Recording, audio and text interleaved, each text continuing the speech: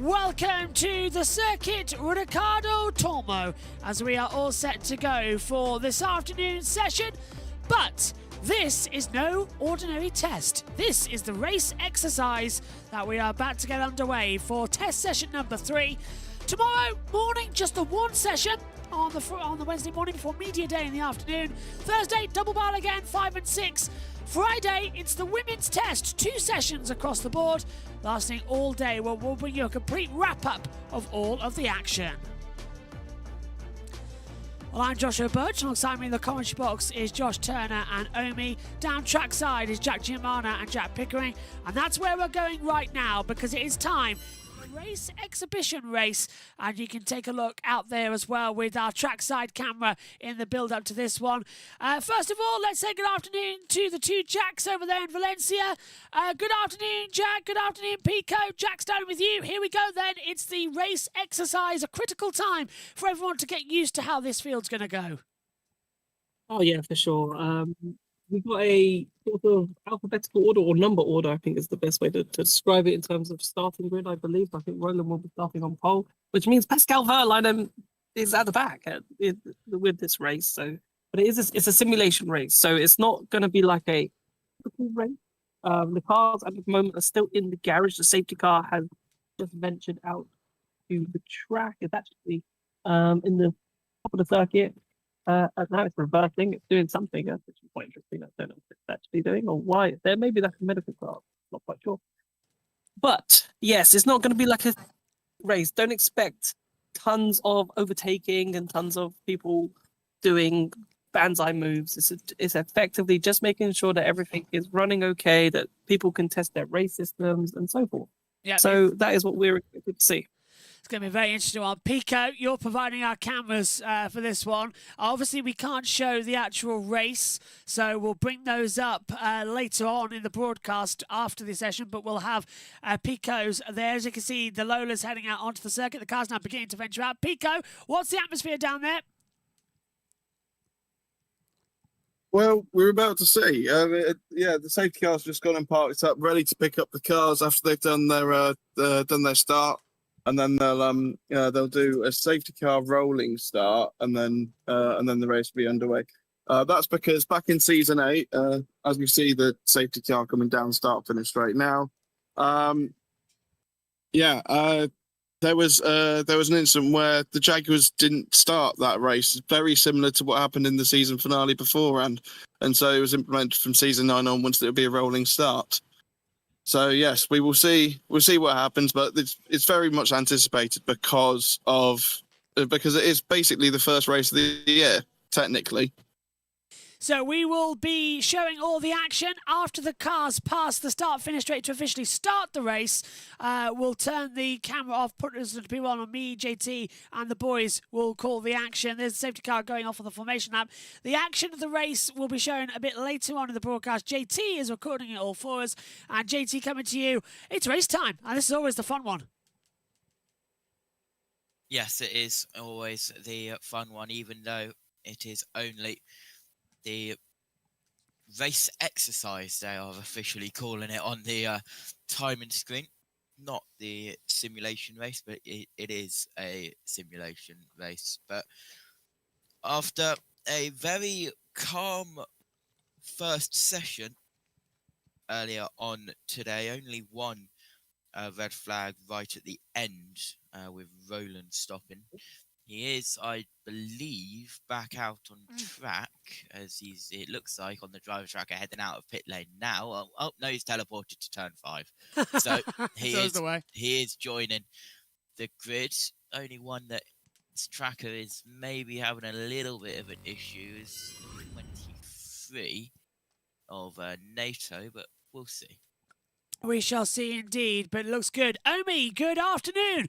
In terms of F2 and F3 knowledge, you're next to none, and Jose Maria Marti gets his first chance at a race exercise. It's critical for him out there to learn how this business works.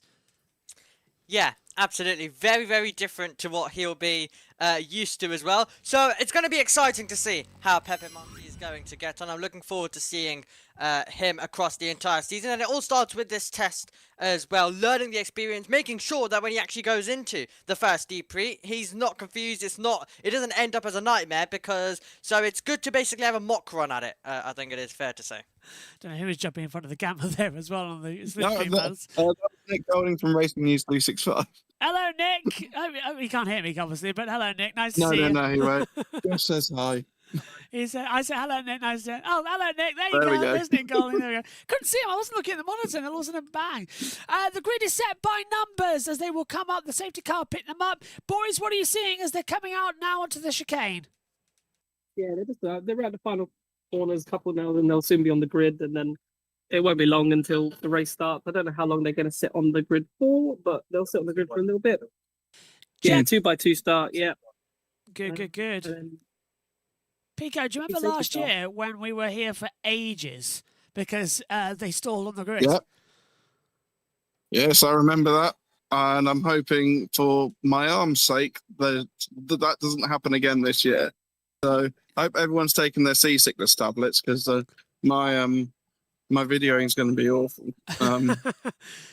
Well, we'll see the opening lap live, and then JT is recording the camera from Pico, and we can play that to you as B-roll footage when the cars head back out to the circuit later on. We've also got the 2 press conferences coming your way from the lunch break as well, so we're going to see some interesting stuff. There's the cars heading out there. Our first chance, actually, to take a look properly at the liveries. And Omi, from a commentator's point of view, it's a nightmare. There's so many different ones as they head further down to the start line. Yeah, absolutely. Bit of a nightmare as well. As we were talking about yesterday, there is just some certain series who just have specific colours as well. So yeah, red quite predominant across Formula E. So wishing you luck across this season. It's definitely going to be quite a lot of identifying skills required, I'm sure. VTO ends, by the way, saying, get a tripod. It'll blow over in the wind over there. Wind is getting quite high. Pico and Giamana, what's it looking like there down there, chaps? They're lining up on the grid. The safety car will pull them away, though. Yeah, 100%. So at the moment, there's just this person running down the grid, as you might be able to see. Looks like it's just making sure they're all in their grid spots. So it's not quite, that's like 2 Lolas. I don't know how they've done the grid, but it looked like Verline was going to be last. Verline's not last. The 2 Lolas are at the back of the grid at this precise moment. I hope we should have done the order for you when coming in. Sorry. I've got it. It's Roland Degrassi, DaCosta, Ericsson, Boemi, De No, Vries. Degrassi's 19th. Degrassi's at the back. Okay. Yeah, he's that one there. So he's moved really far back down the field. Okay, so our timing tower, incorrect information as we get ready to go. Fingers crossed it'll be in a second. I've got Roland still hasn't lined up on the grid. Yeah, so that looks like the lift down is to flip back. So we've got 2 cars coming our way just to try and change the well. So hopefully we'll have our signal back shortly. JT, what are you expecting when the green flag falls? Are we going to have a proper race for a couple of laps and then predictably it'll all slow down, or is it going to be just bonkers race? Well, they don't want to damage the cars, do they? So don't expect any fireworks. Yeah, that is the truth. What about you, Omi? An exhibition race. You've seen one done before, of course, in the GP3 when they had a new car. How do you find these types of action? Well, yeah, don't expect too many fireworks. I guess that would be quite dramatic. But yeah, let's see how it's going to play out. Looking forward to seeing how they will do it. But yeah, it's just about mostly them getting a bit of a run at it as well. And I guess we can make some form of entertainment from it. We can indeed. The exhibition race is about to begin. Our exercise to get into this season 12 of ABBFA Formula E. Giamana, what's it like down there as now all cars are on the grid? Can you hear me? I can. At the moment, all the grids are the first one through. Everything's been checked, so they're all just lining up on the grid now. I can't see a green flag yet. All the yellow flag. I can't see a green flag yet. I can't see the lights. The lights haven't come on yet. You can't see the lights. So we're just sitting on the grid at this moment, waiting. Everybody is out. filming start of this simulation race, and we're patiently waiting now. No light yet on the light. No So lights yet. the anticipation is just building, and when I see lights, I'll let you know. But at the moment, still no lights. Nope, Amazing flag. there's a Great flag. filling. Good job. I can hear you, Pico. Flag, yeah. Yeah, no, I was just complimenting Well, Jack on his filling. We've got some green lights on. I think Pico, you're. So we are off. I think We're not off. We're doing our 2x2 rolling, getting our walk things in. I think Pico, your microphone is connected to your phone, by the way. So if you want to take it, we can hear you better. No, He moves 2 steps and we lose picture. Well, Omi, they're moving into position now. We'll have ready for the burnout, and then it should be quite an interesting start. We've got them now running in. What do you think, Omi, as they cloud up the smoke? We know how good Formula E starts can be. Yeah, they put out a video on their social media about some of the most craziest starts. So let's just hope that we don't get anything as near as that. But yeah, should be good as they move away and now form up on the grid. They're lining up then. I can see Giamana's ready to get going. Gio, can you hear me? Now, Wi-Fi signal's still a bit poor around there. They'll head off on the parade lap. I'll come back. Come back. Hello, can you hear me? I can hear you, boys. Hello. Go for it, Gio. We just moved a bit slightly well. At the moment, we're waiting. 5 lights are on, and they're off, and we're underway. Green flag is go, and season 12 is effectively underway. So they'll go off. So the first 2 have gone, so now the second row have gone. So it's row by row at this precise moment, so we're not all going off at the same time. So the 3rd row has just gone. 4th row now. Then there comes the 5th row. It must be so annoying to only go 1 by 1 out there on the field. They just want to hit pedal down. They do indeed. I think they probably might end up catching up. I don't know what the plan is, but So they will, Mike. Right. So yeah, they'll join the safety car end of the lap, and then the safety car will pit, and then the actual race lap. So this is effectively lap 1 of the 27. That's what they are focusing on right now. The safety car will pick them up, as the boys are saying, and then we will go back to running. The safety car now officially has been deployed. JT, pretty standard action really at the moment, isn't it? Well, yeah, we're just getting off the grid as they'll now pick up the safety car positioned at turn 11, and then we'll get back going. And I suppose, Omi, the only good thing about this circuit is it is slightly narrower. The safety car is positioned at turn 10. They're bunching them all up now, and then we'll have a rolling start, effectively. Yeah, absolutely, we will. And I guess we'll have our first proper start of this season 12, so it should be quite good as well to see them all actually just getting going and getting to see how they all do out there on the circuit.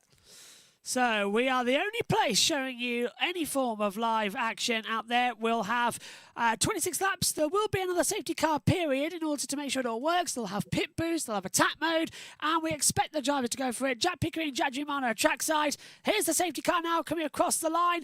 Pico, what are you seeing as the new pace car goes through?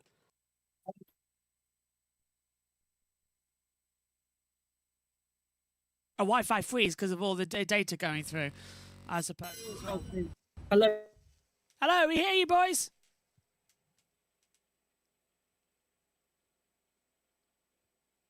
Well, there's a slight... yeah, go.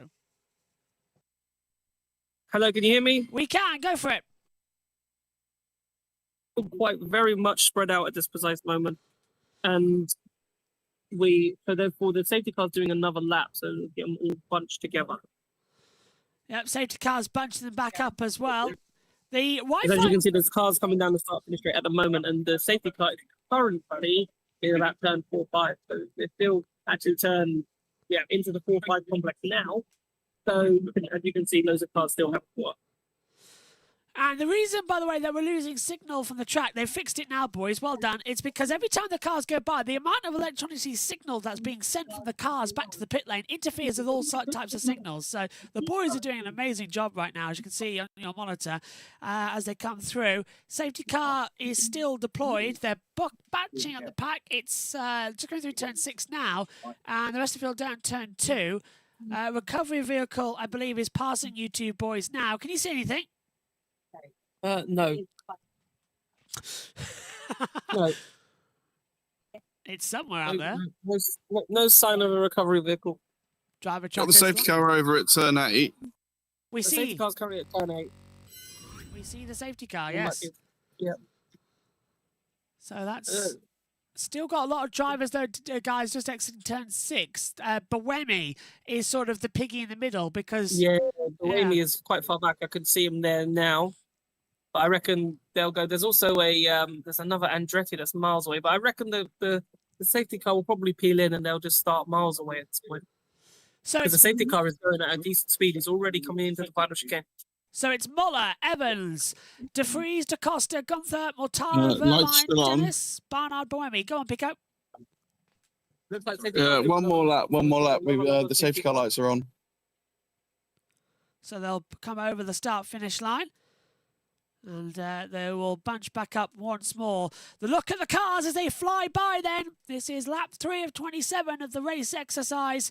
After the standing start, the cars will then go into race procedure and we'll see how quick the Gen 3 Evos in Season 12 can actually go, because they will push hard and they will continue to push hard as they come through. How are they looking then? Are they all backed up? Because I've got NATO and Roland right at the back of the field, guys, and they look like they're closed up.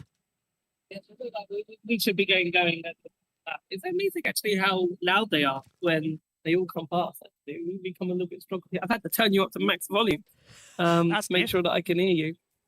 Safety car is in this lap. We will be going racing. So we'll see the first racing lap of speed, and then we will hand over to the driver trackers and the boys. They'll keep videoing. So JT will record it, and then you'll see that later on in our broadcast, as well as a race exercise video uploaded later. So if you're watching that, hello everybody.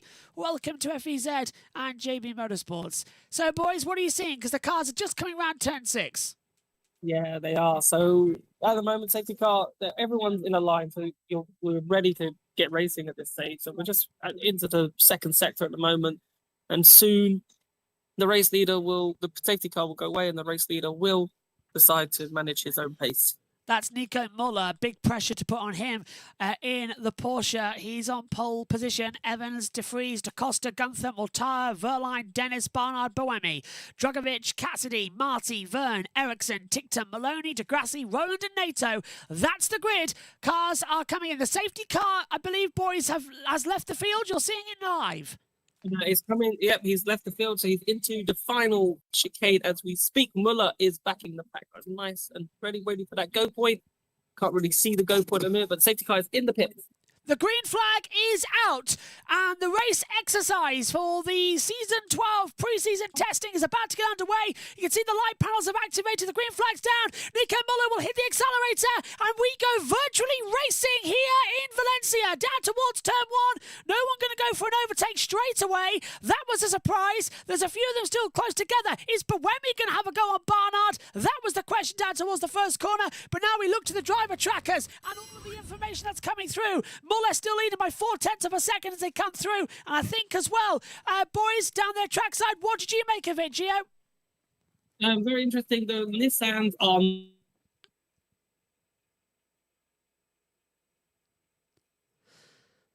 Oh, lost audio from the boys, but we've now got our action. JT, what do you make of that start? They're all still staying together. Yep, down in towards turn 6 we go now. Still Muller, who is leading. As the two Nissans, they were trying to mention down there in Valencia how they're so far back. It's Roland in turn 5 as the leaders are in turn 8. Oh. And at turn 4 as well was Norman NATO. So they didn't get going, or they don't want to involve. Jagger's leading. Evans got the head. Muller's dropped to 4th. Has he already gone into attack mode? Because that was down at turn 8. What did you see, guys? I don't know. I didn't see anyone go into attack mode, but yeah, you are quite right. The Jaguar is now leading it. So I did see people go potentially 3 or 4 wide into the attack mode corner, so that potentially could be what they happens. come across the line now. But yeah, the Nissans are playing go far. Yeah, Nissan then drop further back as they come across that line. Marty's in 14th, Tictum in there as well. Barnard apparently has lost action on the front field, so that's something to keep across on.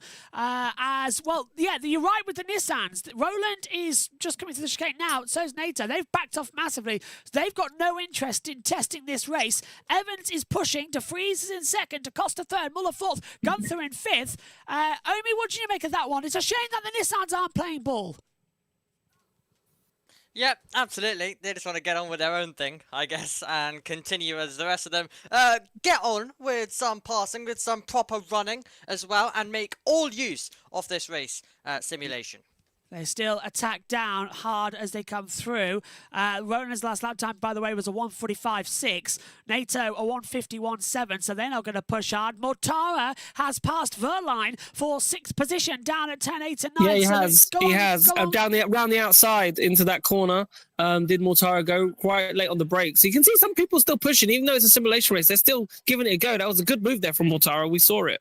And Verline's back to 5th with Mahindra and Gunther going by. So has he been able to undercut them if they've taken the attack? We've got no information if they've had attack mode yet. No, as I said, I haven't seen anyone go in. It's kind of hard. We're kind of in the wrong spot, really. It kind of dips down, so we can't. Let's just see who goes wide at that point.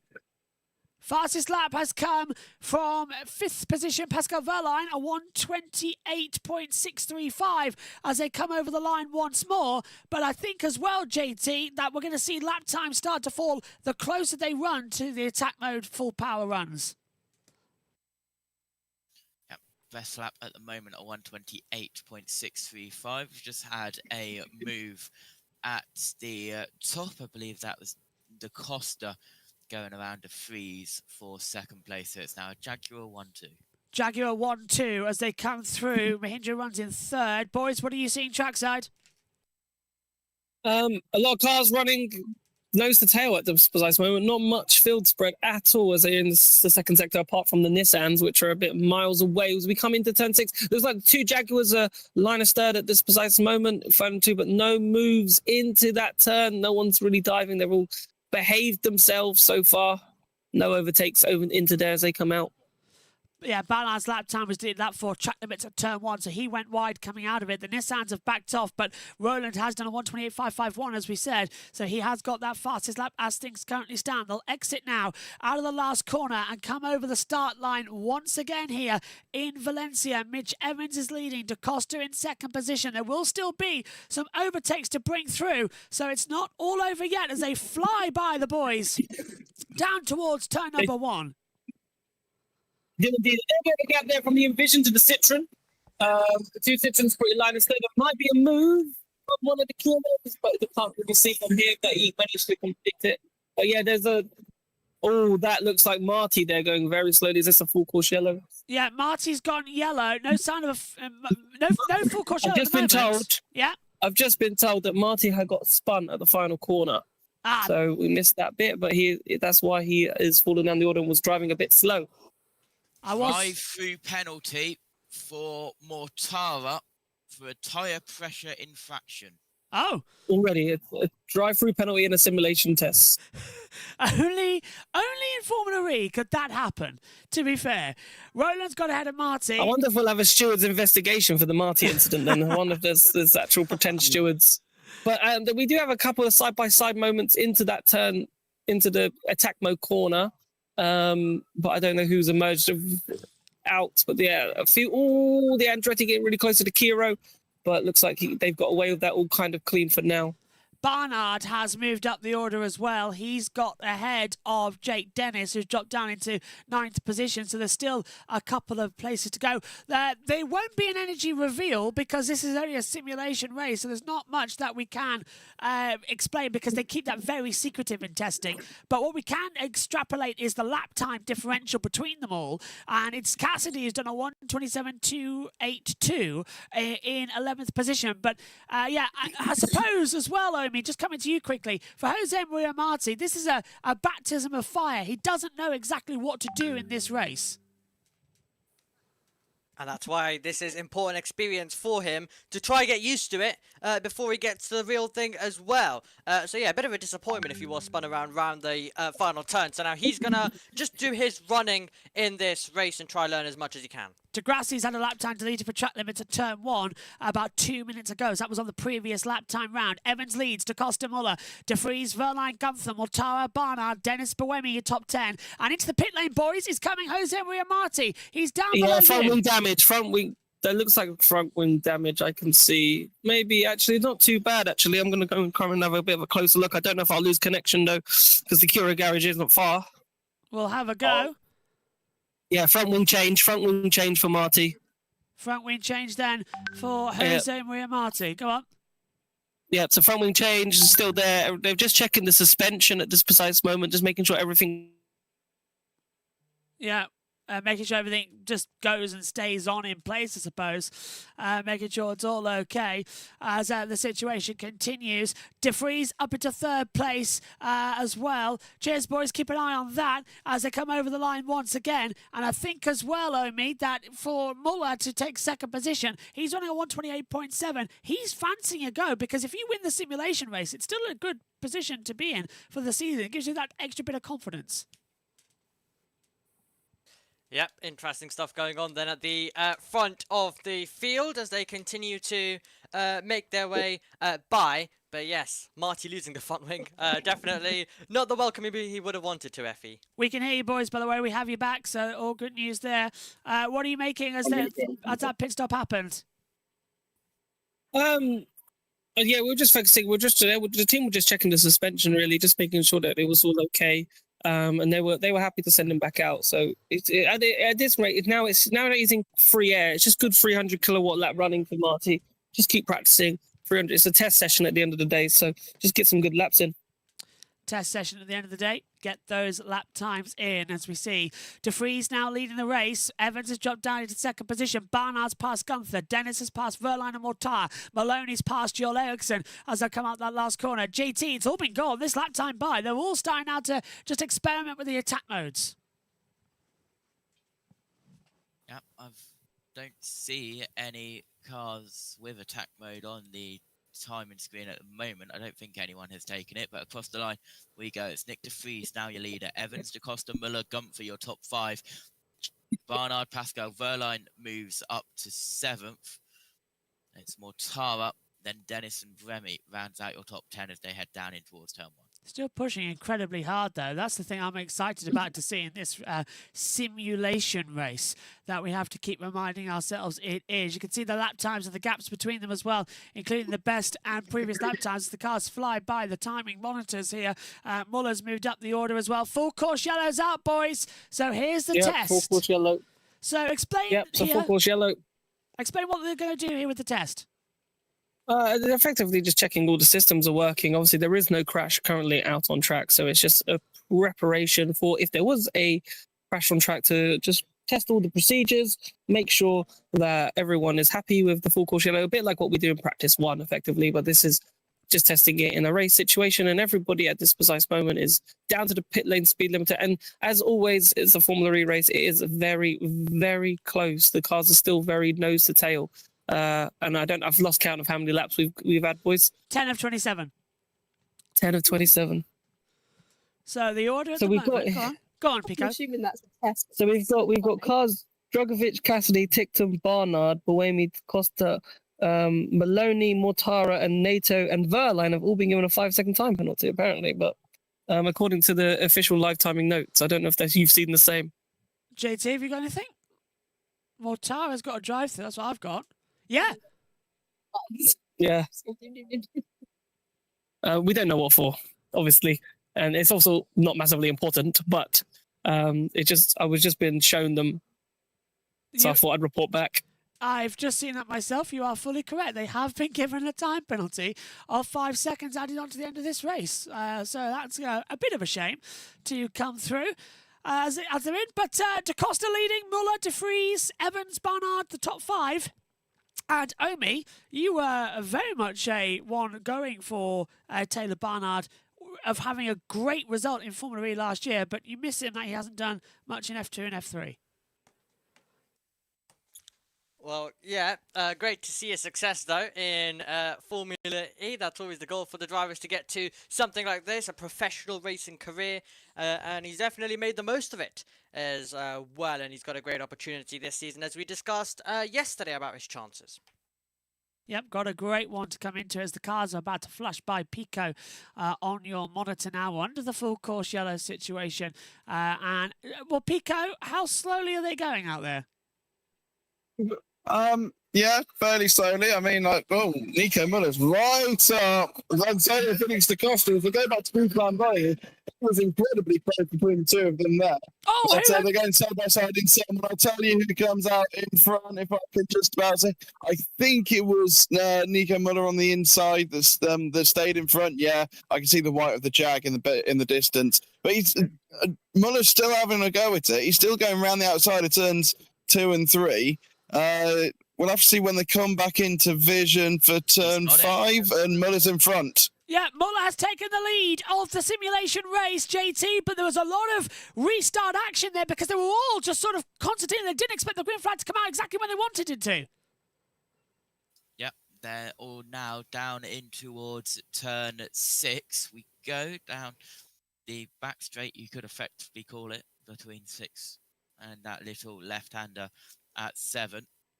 Dropping down the order, that was someone, couldn't see who.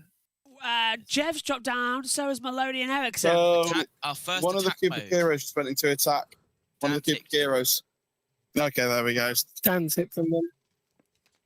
Yeah, I just want to say, actually, while we're here, like, I thought that was very aggressive. Like, we had 4 or 5 wide on the start-finish straight, and you can see why the Nissans are not involved. Like, the Nissans completely, again, just drove straight, slowed right the way down. Because that could have easily have been a crash. Oh, very easily as well, as they fly by us once again here on the monitor.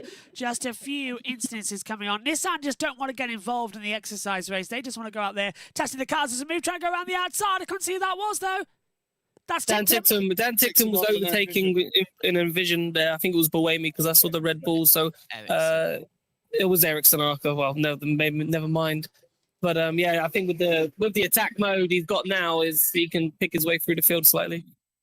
So there is still some manoeuvres coming on down on this race as Muller, Da Costa, De Vries, Verline, Evans, Mortara, Dennis, Barnard, Boemi, Maloney, the top 10, Cassidy, Degrassi, Tictum, Ericsson, Jev, Dragovic is 16th, Gunther, Roland, NATO, and Marty, who is, thanks to that yellow, has closed right back up to the field. So that's good stuff. What was going on down there? Are they checking the tyres, the track temperature there? Yes, that's exactly what they were doing. They were just checking the track temperature, just to get more data in terms of like what the tyres are doing and everything. I've got it set at 29 degrees Celsius, boys, just to let you know. That's too hot. Yeah. Too hot. Air temperature. Well, luckily we're in the shade here, so that's all good for now. For now, yeah. Especially you, Pico. You might want to watch out as well. Don't burn. I remember you nearly burned at Donington, to think about it, and that wasn't even a I did, day. yeah. And that was in March. It was not the best situation. Over the line they come again then. Muller's leading that beautiful livery on that Porsche now, being able to take in. It's a shame that's not going to be full time. And it was that another manoeuvre down to turn 1 coming in from Tictum. Yeah, it was Dan Tictum. Yeah, no, Tictum on a Citroen driver. Cassidy. Yeah, up at 11th. It's hard to spot the numbers in the sun. It's very difficult. They need to make that a little bit clearer. But we've got the driver tracker telling us that information. Although, boys, I'm sure you'd agree with me, looking here on the screen, the driver tracker is a bit useless because they're all running so close together. It's the timing tower we're needing.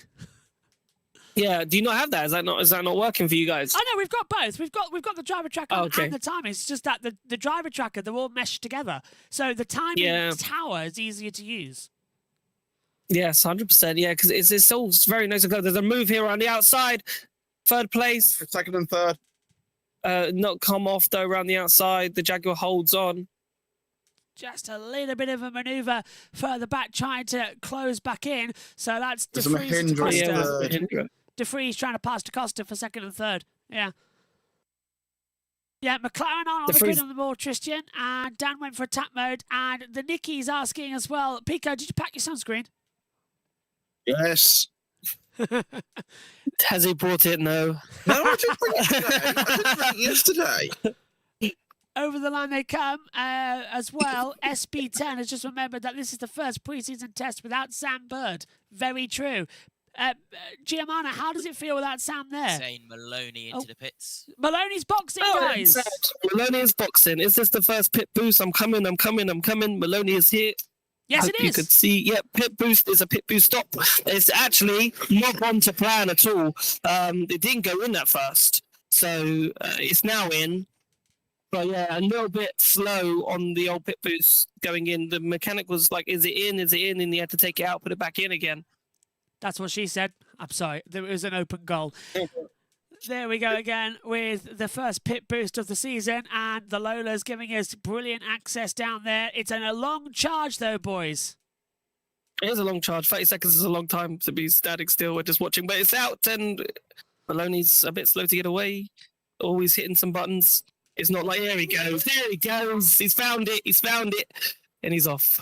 Yeah, well, that was a bit similar to what we saw last year, Pico. Do you remember when Maloney caused that delay on the grid because he couldn't get the car going? Yeah. Thankfully, he's got to at least the start of this race, and this year got to the pit boost as well. But we'll see who's coming in. They're just coming through the final chicane now. See if anyone comes in. And yes, we have got someone taking the pits. Is that a Mahindra? I'll take over.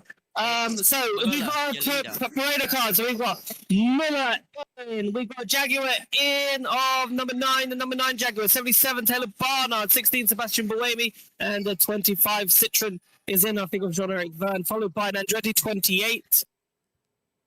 So they're all flying in to do their pit stops and the pit boosts as they come through. So let's go put them in. Muller, Evans, Barnard, Buemi, Jev, Djokovic all in down there in the pit boost. And I think as well, JT, this is now where the race starts to take in two different forms, because everyone who stays out, you want to get them out as long as possible. Yeah, you do. As we see the pit charge underway, attack mode for Zane Maloney as he takes it on his outlap, and I believe Lucas de Grassi has also gotten the attack mode. Yeah, and they're leaving out the pit lane now, as Pico can see, very bravely handing out the phone there on the monitor. Giamana, how was the pit stops? Did they go all right? I missed what you said. Can you say again? Did the pit stops go all right? Yeah, look, Citroen seemed to go okay from what we've seen. No major issues. Just let you know, yes, you can watch this after the race. Yeah, it will be available afterwards. So we will be able to keep an eye on the simulation race. They're coming over the line once again, though, as they fly by. No one coming in just yet. Fastest lap for Da Costa. Now Gunther. 1:24.323, boys. Yeah, Mortara is also in. Dan Ticktum is in right now, right in front of us. Let's see how it's quite Red slow. flag! They're waiting for something. Red flag, boys. Red flag. Now We have a red that's flag, but that's unusual. They don't usually red flag the exhibition race, so I wonder what's happened out there on the circuit. But red flags come out. the red flag is out. Everyone's crowded around Dan Ticktum. It gets a great photo opportunity.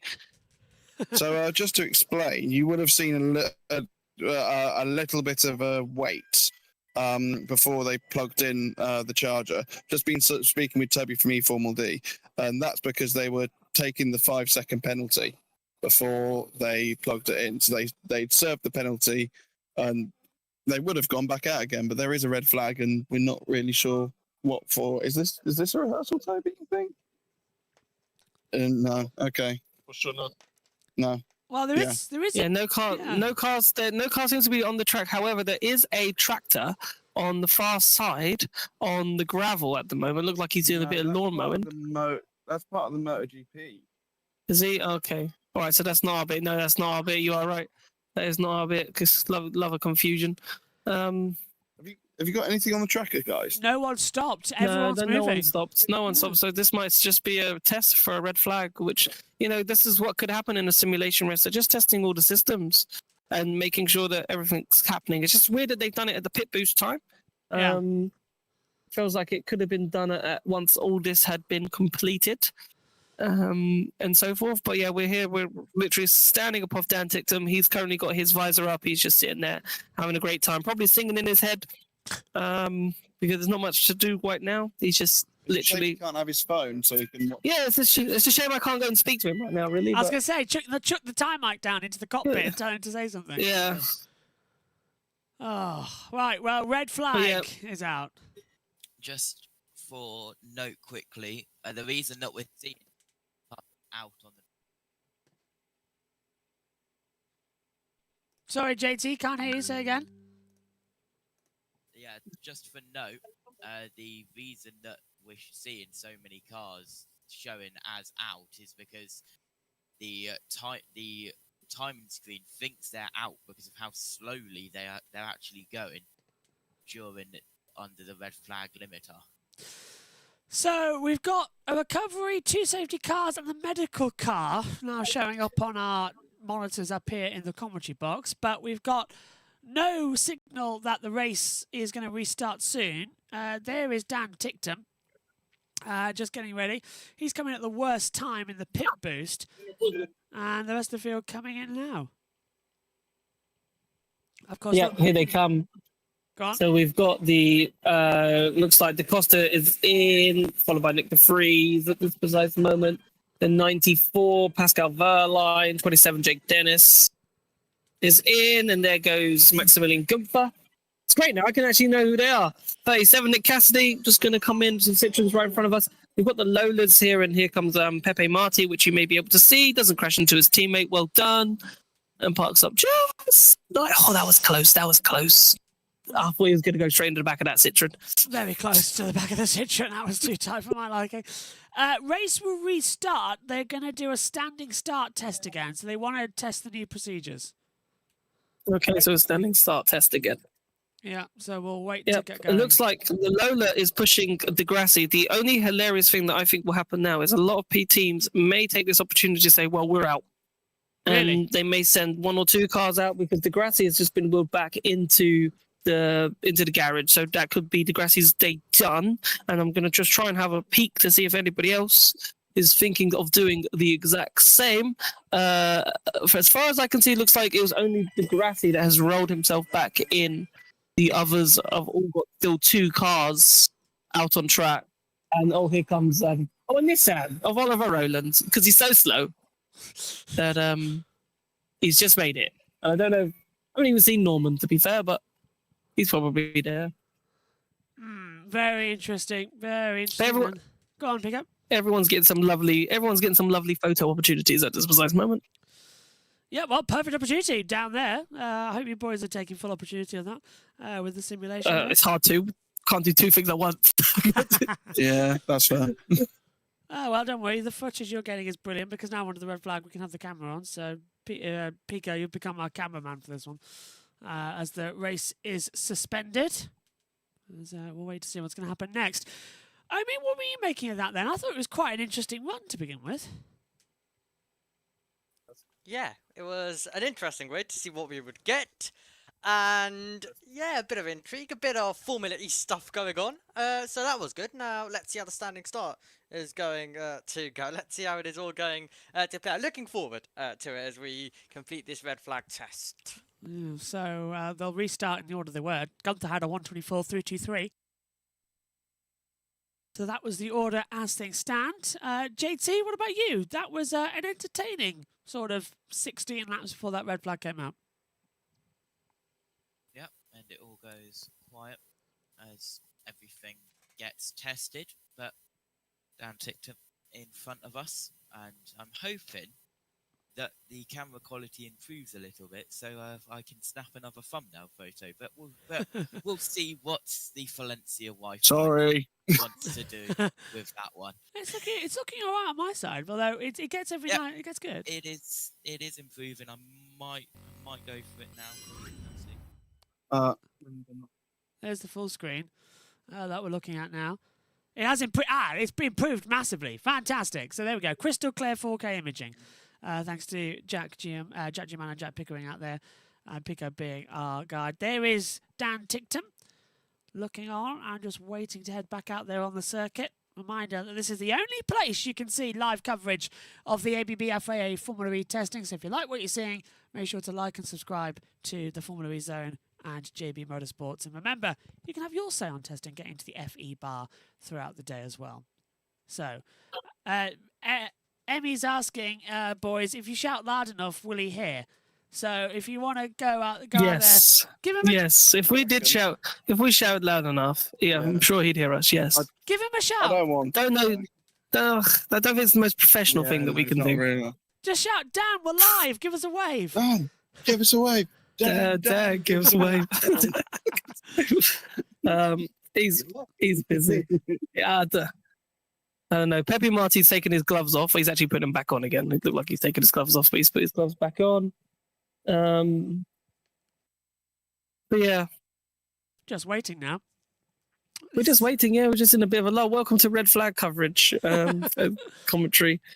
What can we talk about? Cars, Formula E. Yeah. What's there to talk about? Lots, I'm assuming. Genuinely, when I'm hoping this restarts soon, because otherwise I will need to go in and put some sun cream on. No, it's not that hot yet. Come on. No. Come on. It's not about the heat. It's about the UV intensity. Oh, and the sun's going to come over in the next that's not. 20 minutes. That's rubbish. It was. No. That's Mate, it's comedy. It can be 28 degrees, and it can be worse for your skin if it's like 12, but the UV index is higher. You should listen to be to fair, him. It's a wonderful clear day here. Like the blue skies. There is a couple of clouds. Actually, to the right side, it's blue. But if you look to the left of the circuit, the final quad is very grey. But yeah, that's Valencia. It's been wonderful. Yeah, wonderful blue skies.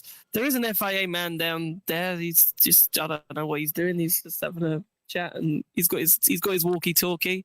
Everyone's like, oh, can we just either get in the garage or just go back out, because this is a bit, I mean, like just a waste of time. But Pico may be saying about how hot he is right now, but at least he's not the driver. I'm quite cold.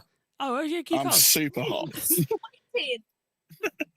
I'm super hot. I always have been.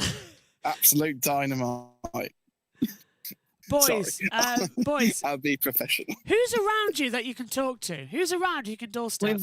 We can doorstop in on the editor of eFormel News if we want. Tobias Wirtz is around us. That's a nice moment. You think you'll be an interview, mate? Are you? Tobias, welcome in. Do you want me to Welcome in. Yeah, you don't have to. Hi. How are you finding the simulation race? I'm actually quite shocked of how, when the full course yellow was restarted and they were quite aggressive. I was expecting fireworks. Yeah, not at the front, but the drivers in the back were quite aggressive. I think they were driving 3 wide, partially 4 wide on the straight, which was a big surprise for me. Yeah, the Nissan guys obviously don't want to race. They are driving slow behind all the others with 20 seconds back, I think about. So yeah, very impressive, the crash simulation of Pepe Marti. Yeah. Yeah, who broke his front wing and got a new one. I think that was not simulated. It looked really broken. It looked real. Yeah. We're not living in a simulation right here, right now, are we? No. So yeah, now we're standing here and waiting to get green again. Yeah. So I don't know how long it will take. It looks like most of them are going to stay out there on the track, which is good. Last 2 years ago when I was here, a lot of people just called it a day. That's random points, and we ended up with like 7 cars finishing. But it looks like most of them might end up going back out for this. Probably, but we have to wait and see if the drivers will finish the race on the street or come to the pits quite sooner. The next session will start at 3 Central European time. So 15 minutes. So 15 minutes, yeah. I don't know what's going on now, but yeah, it looks like they will be going out again in 5 minutes or something like that. I don't know. Yeah. Well, you guys have got the timing screen, so therefore you'll be able to tell us when we will go green again. Nothing at the moment. But nothing seems to be happening. Oh, hold on, I can hear Dan. He's saying why? Why are we doing this? I had that, yeah. Yep. He's not happy, Dan. Dan's not happy about this. Yeah, don't blame him. Not many people are, mate. This red flag is weird out there. They're not giving us any information as to why this session has been suspended. What else is happening? Who else can you doorstep?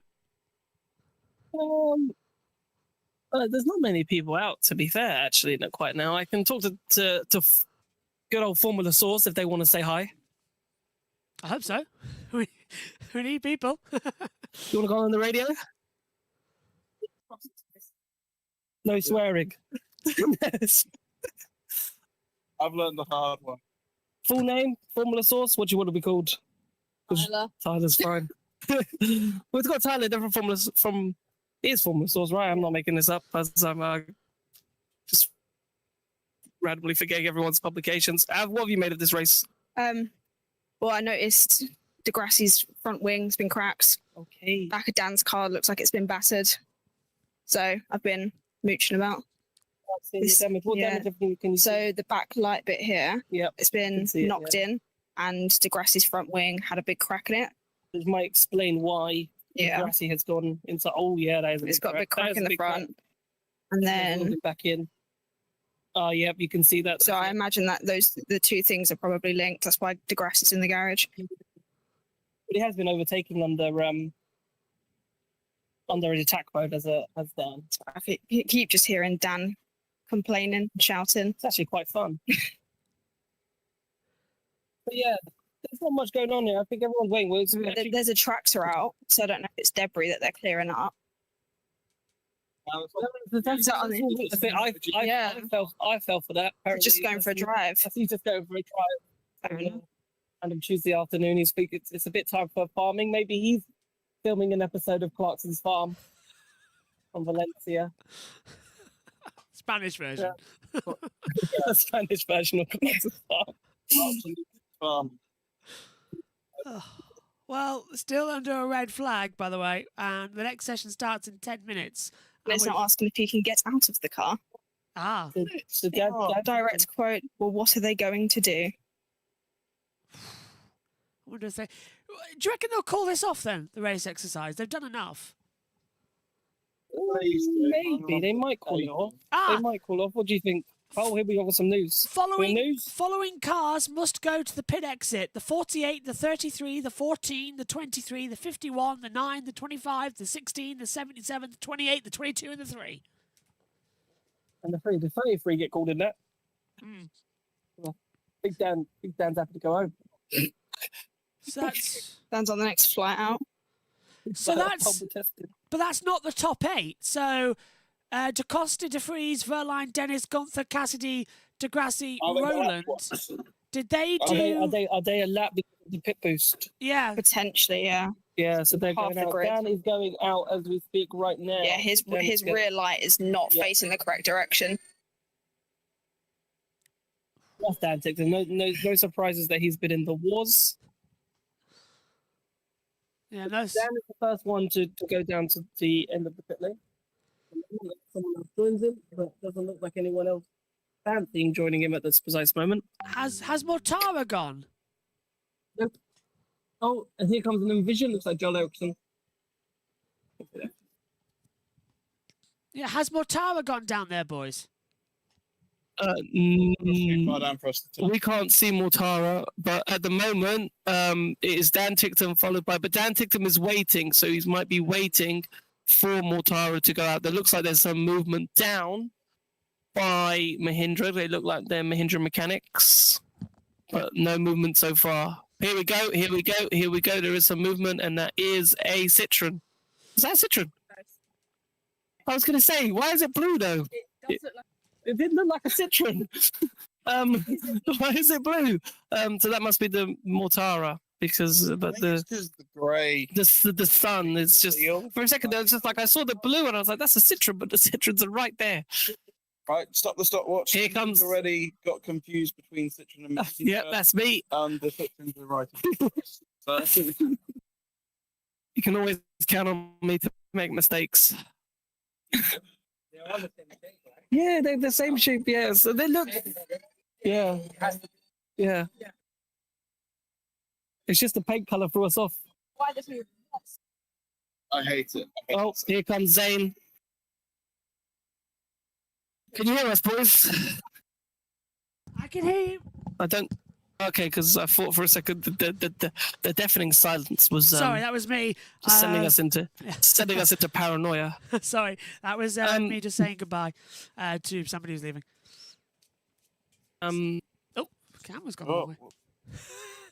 Discord camera the wrong way round. Still, Hang on. I've loaded Instagram. you went to Right, we're Instagram back. post. There we Right. go. So the cars are back out on track. The cars are back out on track. Yep, more tar. So Jeff, Boemi, Barnard have not gone out, guys. No, this is correct. There's much more cars than that. Yeah, Jeff is sitting right in front of us. So this must be to do with the pit boost situation. Yeah, so because of And people being stuck in the garage and people doing an extra lap. because Grassy's waiting to come out. is that because of the red And the flag grassy is on going to there? come back out. Maybe it was a good thing that they did this, so that it gives the FIA and Formula E a chance to test when a Iraqi red flag is called out during a pit boost procedure, what is the correct thing to do, and to test that and put people in the right phase. So I can see why this was simulated, because it might be a bit messy, because who was in the pit boost, who was in the pit lane, and who's a lap down, who doesn't need to be a lap down, and get everybody back into some form of positions. And also, I think with a red flag, you have to start with the order from the previous lap. So if those who are in the pit lane are technically allowed to restart from where they were, but that'd be pretty amazing in a race situation if they've done their pit boost and people in front haven't, and they've kept their 8th place and start in 8th, and then the people in front have to do the pit boost. You would not like to be those people starting in the top 8 who haven't done their pit boost, and everyone's done it behind you and are right behind you. I wonder. And Tobias is shaking yeah. his head at me. Sorry. No. He's shaking his head at me like, I don't know if you're talking absolute sense here, but that's how but it is quite a random situation I think we found ourselves in. Because the top 8 now are behind the safety car. So it looks like this gaggle of cars that are out on track are going to go back into the pit lane, and then we'll restart behind the safety car. Yeah, get their lap back that they lost because of the procedure with the red flag. If they But are they doing didn't- this, boys, do you reckon this is because of what happened They're in doing the same lap. Tokyo? Yeah, Potentially. yeah, because Tokyo's red flag came out right in the middle of the pit boost, and everyone, went, what happens now? Because we've got charging Yeah. going on. So, yeah, it looks like it could be exactly reason they just want another practice run. Maybe they weren't happy with how things happened in Tokyo, so we're just having another run through. But yeah, it looks like the Nissan has just joined the back of the Grassy is waiting to come out, so Degrassi will come back out. This pit limiter stuff is really slow. It's really slow. The cars are in the final sector, but we've still got 2 cars in the second sector coming up to the attack mode corner. It's just very slow. Yeah, so it looks You like... feel like you could walk faster. I guess I feel that, yeah, coming into it.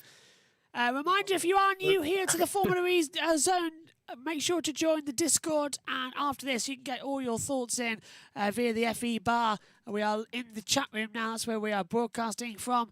We're live in Valencia for today's action of the test. Josh Birch, JT and Omi up in the comment box. Jack Giamana and Jack Pickering are trackside for us, providing the images. Right, are they coming into the pit lane or are they going out of the track? What's happening?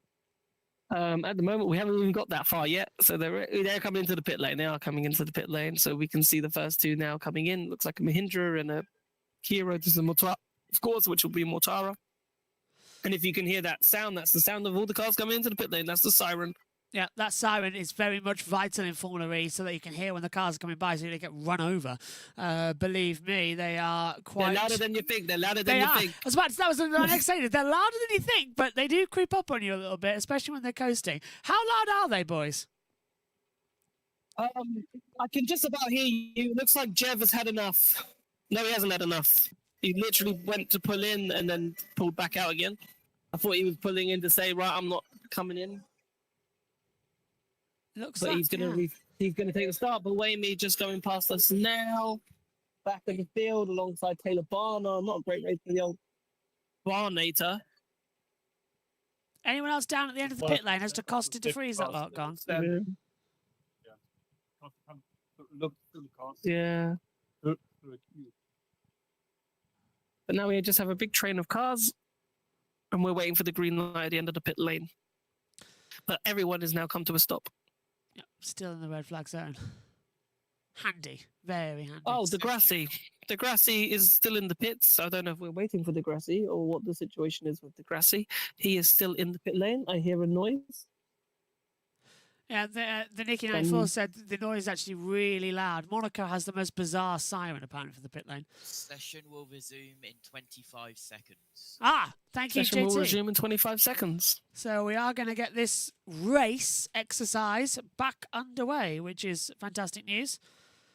Excellent work from Pico. For by the how way, the long, we camera. don't know, because there's only 3 minutes left of the hour. But we'll be interested to see how long it goes on for. I wonder if they will continue with the remainder of this one. And I hope you, well, boys, you've got to sit down soon with the big boss. Safety car's back out. We're underway again.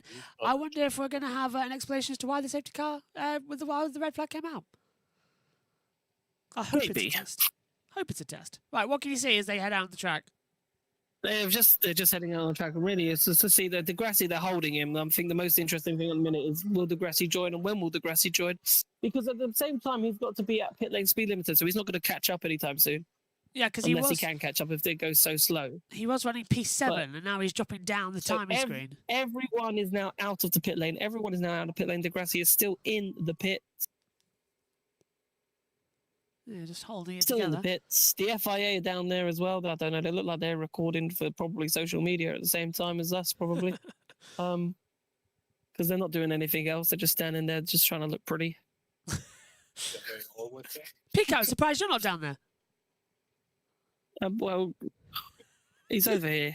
He was just filming. Yeah, I can't get into the pit lane, Ah. so and also I'm kind of recording this for you guys, so Fair point. I'm kind of busy. Right, it looks like a sound. Here comes Degrassi. Yes, here we go. Lucas Degrassi is going out onto the circuit. Right, well, the other drivers are just at turn 7 and 8, so on the back stretch, boys. Correct. Safety car will enter the pits. It's a rolling start. It's a rolling start. So we will get going again for a rolling start, and that's this time by.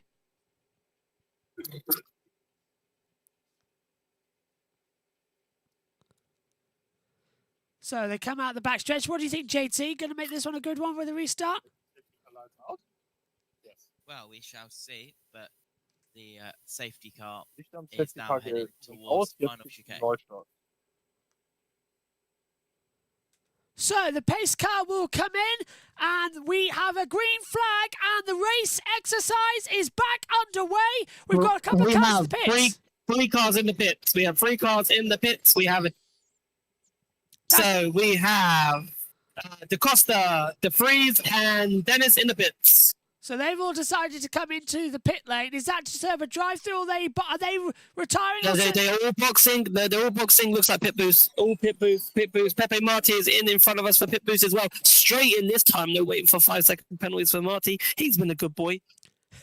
Yeah, this is the first thing that Marty's been able to have with any sort of attack charge. It's a brand new one for him with pit boost. And what are you saying? Is he going to get this procedure right, Giovanna? Well, at the moment, there's no massive movements on the steering wheel like we saw with Zane Maloney. The pit boost, it might happen now because I think the mechanic is getting ready to take the pit charger out. He's just standing there. Takes a while. There's a car comes out, then let's see what he does. He releases it. It's a sudden shock, isn't it? Like, it's quite impressive. Like, as soon as he hits it, it's like he's just, and then the steering wheel just jolts in his hands. Quite aggressive, the old pit boost Yeah, Gio, is this your release. Is it your first time seeing the pit boost in person? No, I have. No. I've seen the pit Of course, boost in before. London, I saw yes, it before in Valencia, and but obviously it's nice in Valencia because you can see it up and close. Yeah. Obviously, I've seen it on TV, but here come a gaggle of more cars, 4 cars at this precise moment, and I will count them in for you. So we have Pascal Wehrlein, we've got Maximilian Dumper, we have the 37 Nick Cassidy and Oliver Rowland that in for their pit booth stops. So they all take over with pit boost as well. There you can see it just below. Now, have they got 2 there as well with the rear jack and then the cord going in? No. Each team has 1 charger. I just thought it looked a bit One weird. charger. That's why you can't double stack. So it's against the rules. Therefore, you have to do it 1 lap after the other. Not really Formula E related, but it is with what I will say. Aston Martin have just announced that Jack Crawford's going to be its 3rd driver for 2026 in Formula 1. That is because Felipe Drugovich has committed to Formula E. So Drugovich is no longer in the Aston Martin seat there. So there's an information for you, Pico, that Drugovich has committed to Formula E. Yep. NATO in as well. The Mahindra and the Andretti blast past us down the straight, and here comes Lucas de Grassi for his pit boost stop. Nice and quick in on his marks, and then we'll just have to wait the old 30 seconds to see how it goes. And we have a Kiro in, so this can't be Dan Ticktum again because he's served it, but then he didn't serve it, did he? He didn't serve it. No, it's Pepe Marti. He's back. Okay. Did Pepe Marti to retire? This looks like Pepe Marti to retire. Oh, he could have done with those extra lap times, but it doesn't look like he's going to have it, sadly. He's being held in the pit boost. Unless this is a time penalty we haven't known about. Drugovich has lost out on times. Go on. No, he's being allowed to go out again. There's just a stop-go penalty there for Marti as the Grassi goes off. So interesting why Marti has done that. That Ticktum is just posting down the side of the lane. That is the biggest post I've ever seen. The safety car is coming down towards the end of the pit lane. Also, just it's a bit. He's moving for whatever reason. Finally. Although we have got a safety car test that hasn't been done, but I suppose they've done red flags. Maybe that's what's coming because he's been called. No safety car on the boards just yet, as some cars come through the final chicane onto the start-finish straight. So, and that is Maximilian Gunther and the Mahindra and the Andretti. The car entering the pit lane and the Pascal Wehrlein. It's through. So yeah, the race has got a bit messy. So if you've been following Oliver Rowland back in for whatever reason, he's already been in. Da Costa's still in the pits. Has Da Costa given up on this one? Potentially. I can't see. Rowland is being wheeled into the pits. So Roland's given up. He's down in 15th position. Drugovich had a lap time deleted for track limits at turn 1, just as the race restarted. So he's gone over the line as they all flash through. Mortara leading for Mahindra by 2.7 seconds to Nico Muller. John Erikson's in 3rd position. Evans, Barnard, Boemi, Jev, Maloney. And now Drugovich has got ahead of Maloney, actually, further back on the circuit. So that's something to keep an eye on. As here comes past the camera, NATO. Back to you, boys. What? Filming that? Film the pass. Yeah, NATO's in. Yeah, NATO's in the pits. You are right. So it looks like NATO's back. Go on, boys. It looks like. Yeah, that's in the box. In the box for NATO. He is done. Well, it doesn't make sense. They did have no interest in this race at all. So I'm not surprised that they've gone, right, that's enough. It's been an hour and 5 minutes. They're fair to them. They have done a lot of running. They've done a lot. They've got a lot sorted. JT, what are you making of this? Is now Gunther's coming into the pit lane, so it looks like he's done for it as well. Yep, Gunther's coming in. Yeah, go on. Yeah, Gunther's... If you're to ask at the moment, it's just Nick Cassidy just gone past, but yes, Gunther is in and is out of this race. So Gunther's out of the race as they come into it then. As they field flashes by once more on the screen. And Boemi's passed Joel Eriksson. So Boemi is up into 5th position. He's passed his teammate, which is a very strange situation to go on. But that's something to keep a tracker on. I think De Grassi's is coming through into the chicane now. So far, so good. Go on, boys. Gio? Yeah, De Grassi's here. A good run. I think it'd be good to get a run through because I'm lost on who's where. All right, well, Mortara's leading by 2.4 seconds to Mitch Evans. Barnard is 3rd, Muller 4th, Boemi 5th, Eriksson 6th, Jean-Eric Verne 7th, Drugovich 8th, Maloney 9th. Ticktum rounds out the top 10. De Vries is 11th, Dennis 12th, Verline 13th, Cassidy 14th, Degrassi 15th, 16th for Marty, and out Gunther, Roland, Nato, and Da Costa. But Buemi's now up to 4th. He's got ahead of Muller as they go past you again. Yes, that's true. Right, so there's a lot of field spread, a lot of it, and the safety car is out. Safety car is out. This is the test. This is the Safety safety car car is test. out. Well, he hasn't actually left the pit lane yet, but the safety car boards are out. Probably waiting to pick up the leader, which was Mortara. So it was a good thing that we just said that, because I would have no idea who the leader was. Mortara's And towards here you comes now. Mortara. Yeah. So yeah, Mortara's coming now in the pit, and the safety car is at the first corner. So that has worked out beautifully. Mortara passes us right now with his lovely yellow helmet, followed by the Jaguar and Taylor Barnard. And then we've got Buemi's in 4th ahead of Nico Muller, ahead of Joel Eriksson, and ahead of Jeff, Dragovic, and the Lola.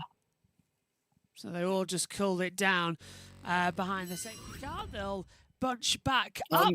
Go on. Wi-Fi signal may have just dropped out there a little bit from where they were. So the safety car will back. Everything down. Yeah. Where's Zane Maloney? That was the question. Sorry. Yeah, I can hear you again. So As Pico nearly dropped his sunglasses in the pit lane. I knew he was going to. I knew Luckily he might that- drop something. Yeah, he dropped his. He was trying to ask where Zane Maloney is, and ended up nearly dropping it. He probably nearly fell in the pit lane. A Pico in the pit lane. That would that's have a been new good. one, Yeah. Yeah, and Pico falling in the pit lane. We don't want that in a simulation race, thanks. Hey, but the camera quality would have been fantastic watching him fall. So, Be on crutches. Good luck getting home. well, safety car is out as it'll back the pack up again.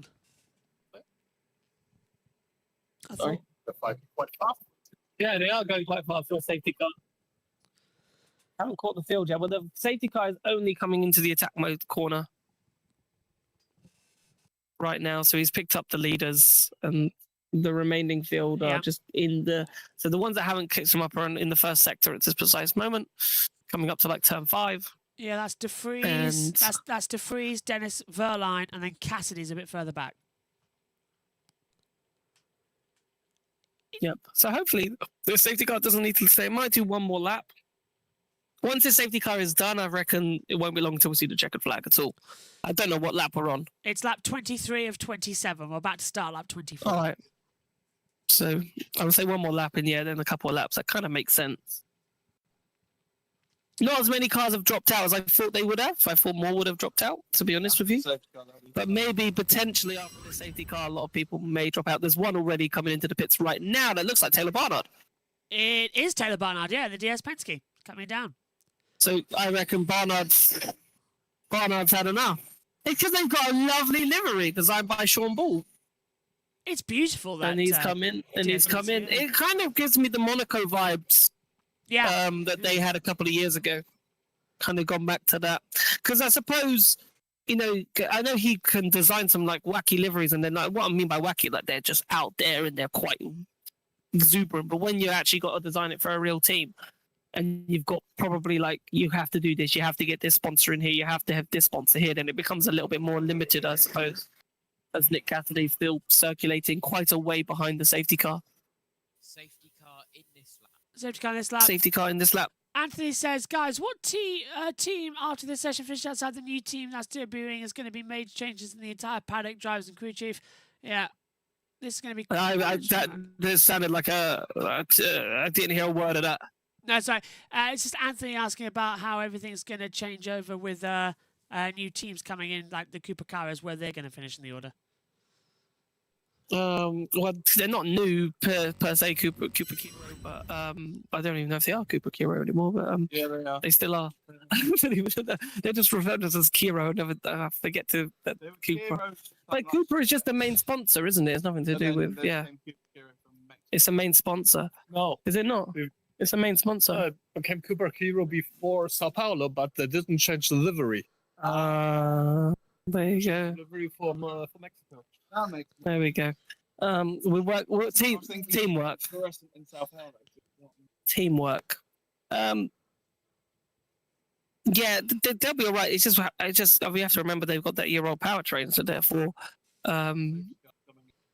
You know, Yeah, that's going to be what they annoying. could achieve this season could be a bit hard for them, but for them, it's all eyes on Gen 4. Green Obviously, flag. they don't have much control over that. Yeah, safety cars in. Green flag's back out. Giamano, what are you seeing as Mortaro blasts past you now?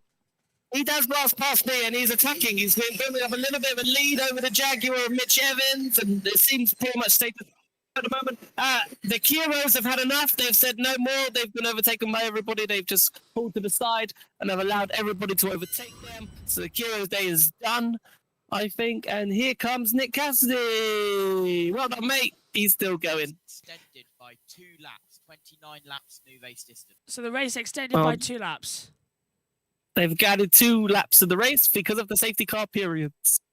Kind of makes sense though, doesn't it, JT? In order to put that out there. I bet Dan Tictum's absolutely loving this. He's like, I've got to do 2 more laps. Are you kidding me? I think the Kiros are going to box at the end of this lap, to be honest with you. Considering they let everybody pass, I think they're boxing at the end of this lap. Mortaro still Attack pushing. mode from Matara. Quite a few going into attack mode at this precise moment. Yep. And he has maintained the lead, Mortara. Forced the Jag off. You brought the Envision. Yeah, the Envision, I think that must be Joel Eriksson, must be up to second there. I can tell you that the attack modes are Mortara Double coming through. Yep. Remy second, Ericsson fourth, now fifth, Okay. as Muller has taken fourth away. Right, they're coming past us again. So Mortara Lee's got big lead against. Oh, and that's an overtake for Nico Miller and the Jaguar of Mitch Evans. Round the outside. And the two Lolas side by side, and the Kiros do continue. So I wonder why they decided to just allow everybody to drive past. Maybe they're just practicing some slipstreaming, or I don't know. But Nick Cassidy can actually see some cars now. He's catching Ahead of up. So Mortara, Buemi, Muller, Evans, then Eriksson, Dragovic, Jean-Eric Verne, Maloney, De Vries, Dennis, the top 10. And Dragovic gets ahead of Jean-Eric Verne as well, down on the back half of the circuit in towards turn number 3 and 4. So he's made that move very nicely done on the inside line. As you can see them all circulating at the top of the hill. Mortara, though, is quite the distance away, but Muller's taken second position back to Buemi. He has indeed. And he's got a bit of a gap. He's in attack mode, is Nico Muller, because you can see the purple. So another car has just dived into attack mode. There's quite a few purple halos that we can see right now. That was Jean-Eric Verne. He's taken attack mode. Yep. So Verne on the attack as they come through again. De Vries now gets ahead. So this is just going to be lap 27 coming up. So it'll be 3 to go. The field are going to fly by once again with Mortara in the vision. And this will be the action point again. I think as well, JT, now everybody who's stayed out on the circuit, they're just going to go for it, aren't they, JT? Yeah, lead up has 2.5 seconds, then it's 1.7 seconds on So there's a Lola. ready. Muller, Who's that? 10. They're all going for it as they go past the boys out there in Valencia. Jack, what are you seeing? I missed a Lola. That's what I'm not seeing. Cassidy has slowed right down. He may be boxing at the end of this lap because the Kiros are miles past us. And Cassidy is just coming through the final corner right now. Does he decide to continue? Makes zero sense. He does continue. Why he slowed down about half a minute, I do not know. But he's just past us now. But yeah, Mortara massively at this precise moment. Muller massive. The attack mode really advantageous there. Oh, there's a Lola. So that Lola's dropped up to like 5th place. Them two are battling each other. So maybe with attack mode as well on one of the Lolas have gotten themselves right up the pecking order. This is and it's quite close. Mortara's now done a 1:22.850. He's pulled out 3.1 seconds to Muller. So Mortara coming through your picture now. He's leading by quite a margin, boys. He is, and it kind of just backs up Mahindra's pace so far. They've been, really quick in testing so far, and they win this simulation race. And Frederick Bertrand was talking about, learning how to win. I know there's about 4 cars here, by the way, 2 side by sides going down into the first corner. They kind of sorted themselves out going into turn 1. Tell if there was an overtake in that or not. There was. Tobias is nodding his head saying there was an overtake, but I didn't quite see it. Oh, hello, can't see it. De Vries has passed Evans and Verne's passed Swiss Dragovic. drivers in front. and Dennis has passed Evans. So that's what's happening down there. Okay. Yes. They're sort of hidden away from us at this precise moment as they come up towards the back straight at the top of the track. And here comes Cassidy doing his thing. Mortara's gone, by the way. He's 5 seconds ahead now, so he's leading Muller. And then Buemi's actually holding up the back of the pack, who are all on attack mode. Yeah, but yeah, I can see all the purples light. And that Lola again has gone up to 4th place there, I believe. Behind Buemi, he's got past one of the Mahindras of Nick de Vries then. So it'd be interesting to see if that Lola can get past. Still pushing quite hard in this one, as Mortara's coming back past you now, boys, over the line. This is the last lap. Go on. Last lap. Nico Muller has gone down turn 1, there's a gap. Mortara's got this in the bag. Is there going to be an overtake from the Lola? He goes round. Oh, he goes to switch back onto the inside. And has he got it done? He has got it done. The Lola, that was a great move. Dummied him. Went round the outside. Switched to the inside. Got the move done. He's up to 3rd. There's another move at the top of the hill as well. I think the Envision has dropped up. Oh, no. Well, I'm having fun. Apparently, the Degrassi's a lap down, but it was still fun watching the Lola make the moves. Degrasse not even appearing on my timing screen. That's how much of a weirdness he is. But de Vries is past Buemi. Vern's past Evans as Mortara's coming into the attack zone now. Close contact. And Andretti has just passed Buemi, I think, into whatever turn is at the top of the hill. Turn 6. Someone's into the pits. Looks like Dennis. Cassidy. In front of Remy. Cassidy's done. 6. Oh, well, there it goes. Right, Eduardo Mortara is coming into the last few corners now and will approach the line. So, Eduardo Mortara will win the simulation race here in pre-season testing. He's taken out 5.6 seconds. Mortara wins the simulation race. The flag was late. What a disappointment from the simulation race in terms of the checkered flag. He missed the race leader. He didn't know what he was doing. Wonderful action. Wonderful run. So over the line they will all come. Mortara, Muller, de Vries, the top 3. Dennis, Vern, Evans, Ericsson ahead of Buemi. Verline and Dragovic the top 10. And then we get Maloney, Tictum, Cassidy, Degrassi, and then Jose Maria Martin 15th. Cassidy came in the pits out as well. And then Barnard, Gunther, Roland, Nato, and Da Costa. Fabulous. And we've still got more action coming up soon with the afternoon session. And the red flag's out now to stop that run. And I'd just like to say thank you to Current Lap, who's donated $9.99 and put out saying mega coverage and grab a round of coffees. Thank you very much, Carl. Well done, mate. Thank you, Current Lap, as well. Very appreciative. Well, what do you make of that one then, boys? Trackside, that was quite a lot of fun. Took us a while to get to the end, though. Yeah, it took us a while to get to the end. 1 hour and what did we start? 10 past, about 1 hour and something minutes of just pure commentary.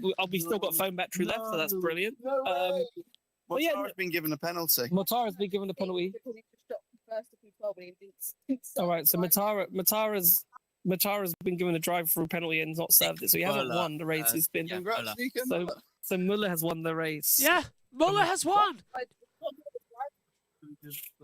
So Muller technically has won the race. Mortara has been given a penalty for not serving a drive-through penalty, which has been converted into a time penalty, and he's now down to 12th. So Nico Muller wins the simulation race by 5 seconds to de Vries, Dennis, Vern, Evans, Ericsson, Buemi, Verline and Dragovic, and now Zane Maloney, the top 10. Tictum, Mortara, Cassidy, Degrassi, Marty, and then out was Barnard, Gunther, Roland, Nato, and Da Costa. So Muller wins the simulation race. Wow, even post-checkered flag, there's still drama. That's typical Formula E. Yep, 100%. Typical Formula E. We're just waiting for the cars to come back in, kind of like the final shots. But yeah, honestly, it was more aggressive than I thought it would be. There was some good moves. Like that move that I saw there from Degrassi, even though he was a lap down, I thought he was challenging for third. But wow, And even on the restarts, it was very aggressive for a place where they don't want to get contact. And there was contact. We saw broken front wings. We saw broken light panels. You know, so it did get a little bit tasty out there. Thanks to Adam, who's donated $5. Sorry, £5, saying thanks for the coverage. No, you're more than welcome. Thank you so much. We massively appreciate it. Please remember, just hit the subscribe button and the like button as well. And if you want to become a member, you can also become a member and just support us. It helps us do this more often and bring you guys the best coverage that we can possibly bring you. So the season will start in Sao Paulo in, a month and a half's time, December the 6th, and we'll be there all day for all of the action. The cars coming back in. They will head back out onto the circuit shortly for the afternoon session, but coming up here, we'll also have the press conference with all of the action from the trackside audio, so stay tuned for that. That's coming up soon. And Saz says, if you're in Valencia city centre at some point, I'll buy you guys a beer. That's from Saz. Thank you, Saz. I think we have to take her up. I hope you're smiley somewhere. Or shiny, that's the word. Shiny. Oh, that was fun. In come the cars. So, boys, how long do we now wait until the next part of the session? It depends. I'm not 100% sure, to be honest with you. It will go green I at don't some know. point. I would have said 3:30, but now might be 4:45. Yeah, I would say 4:45. I reckon an hour and 15 minutes of running. They'll kind of keep it to a round number, I'm assuming. But, you know, it's Formula E. But when we go live, we'll let you know. When it goes, so I would say we'll hear from the press conferences now, probably. Yeah. And then it'll go green at some point. It's not immediate. The red flag's still out. Well, if you two just hold with us for a minute. Yeah, go on. We will do. I reckon, Josh, throw to one, and then we'll find out.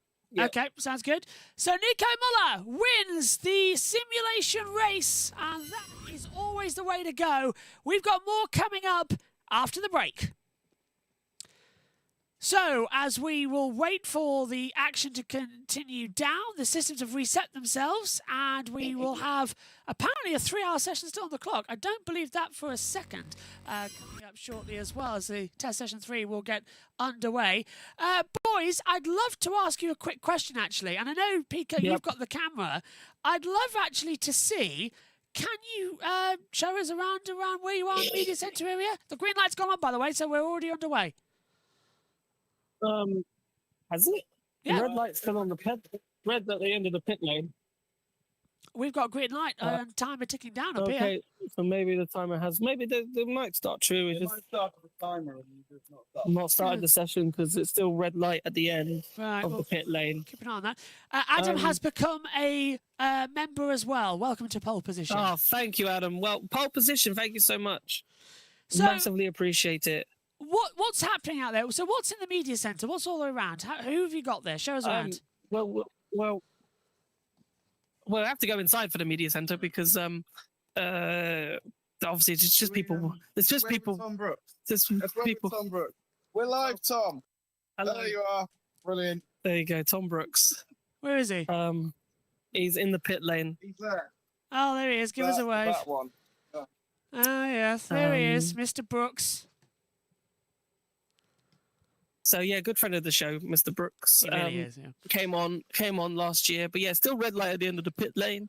So no cars going out on track just yet. Don't know when it will go green. Pit lane doesn't look 20 very seconds. live at the minute. Oh, session will start 15:26. JT's told me, so 20 seconds it'll go out. 15 in 20 seconds. So there you go. So 1 hour. So I'm gonna on cut. the clock. So we'll take a small break, and we'll let you guys. Yep, sounds good. I hope anyway. Can you hear me, guys? Hello. I think they might have gotten JT. I think they've worn out a phone battery. Oh, there we go, boys. We can hear you. Say again. Hello, sorry, we were just going to throw over and let you guys continue. The light has gone green at the end of the pit lane. No cars have filed out just yet. So I can talk for a little bit. I can even come inside and maybe talk for a little bit. Go grab Because some everyone interviews, everyone has gone inside at the minute. Well, you go grab some drivers. Go see what you can get, record them and send them over. We'll take a break Well, here. we'll do. Good luck, guys. We'll take a break here and let's take over and send you back to some of the drivers and press conference interviews. Let's hear from them on the Tuesday press conferences.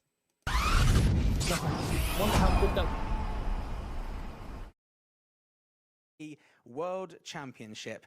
We're going to speak to some of our drivers and then we'll be speaking with our team principals shortly after. We've got Oliver Rowland here from Nissan Formula E team, Antonio Felix da Costa now with Jaguar TCS Racing, and Nick de Vries from Mahindra Racing. Ollie is the champion. I'll start with you. I'm going to pick up from where we left off in London. How was Ibiza? Yeah, it was good fun. Any more details you'd like to disclose? Not really. Did you take any of the team? Yeah, I took all the engineers, basically. And Norman. Norman came in the end, but Norman was a bit of a letdown, actually. Why? Well, day 2, he was already wanting to go back to the hotel at lunchtime. You couldn't hack it, couldn't hack it. How long did it actually take for the achievements of last season to sink in? Because I'm sure you were on a high for quite a long time. Yeah, I think after Berlin, obviously, there was a week of kind of letting it settle in. And then obviously the way that we finished the season in London wasn't ideal, so there was part of me that was a little bit frustrated after the season finished, and I didn't want to finish the year like that. But I think a week or so after, I kind of got over the disappointment of London and then the recognition of what we'd managed to achieve. So yeah, I would say it was more the week after Berlin where everything kind of settled in, and then it was actually a nice wake-up call in London to kind of be focused and ready for this year. All of our questions and answers will be translated by our esteemed translator here, just to remind you. Bien, Answers will be translated by our esteemed translator here, just to remind you. bien, queremos simplemente dar las bienvenidas a todo el mundo. Ya hemos vuelto para esta 12ª temporada que vamos a estar aquí en el ABA-FIA, un campeonato mundial ABA-FIA de Fórmula E. Tengo aquí a 3 de los pilotos y a continuación tendremos también a 3 de los jefes de equipo. Voy a empezar con Oliver. Oliver, ¿qué tal te fue? ¿Llevaste a gente? Bueno, me llevé a los ingenieros, también a Norman, pero fue muy aburrido porque ya a la hora de comer, a la hora de mediodía ya quería irse a la habitación. Bien, hablando de la temporada pasada, ¿qué tal? ¿Cómo tuvisteis una buena temporada? ¿Cómo te sentiste lo que conseguisteis? Bueno, después de Berlín realmente es cuando nos dimos cuenta lo bien que había ido todo. Desafortunadamente después en Londres pues es ahí donde nos quedamos bastante decepcionados y lo que yo diría que fue justo después de Berlín donde realmente nos dimos cuenta de dónde estábamos. How different does it feel arriving here now as the defending champion and seeing the number 1 that you've chosen to adopt on your car? Honestly, not much different. I mean, yeah, the number 1's nice, but I feel like it's business as usual. You know, we have a test program to get through. Like I said, the end of the season wasn't optimal for us, so I think we had a nice wake-up call the last few races, and we've been hard at work to try and understand some of our issues from the end of last year, and I think we've done a pretty good job. So it's just business as usual, trying to get through the test program, trying to understand some stuff, and trying to improve to stay towards the front for the rest of the season. Bien, ¿qué tal? ¿Cómo te sientes defendiendo pues, el campeonato? ¿Cómo se siente viniendo? Dice, bueno, no es una gran diferencia, te digo, ser número 1 es genial, me gusta mucho, pero estamos aquí para hacer la prueba. Y aquí después, en la temporada pasada, pues no acabamos la temporada en una forma óptima, pero creo que fue un aviso para nosotros y ahora vamos en esta prueba a ir probando y viendo cuáles son los temas que tenemos que aprovechar y arreglar durante esta prueba. Thank you very much, Ollie. We'll move on to you, Antonio. It's been a big change for you. It's good to see you back here in different team colours, and there was a lot of speculation over your future that went on for quite a long time. How happy are you to now be here with Jaguar TCS Racing, and how are you settling into your new surroundings? You could have just asked me and I would have told you. You didn't have to speculate too much.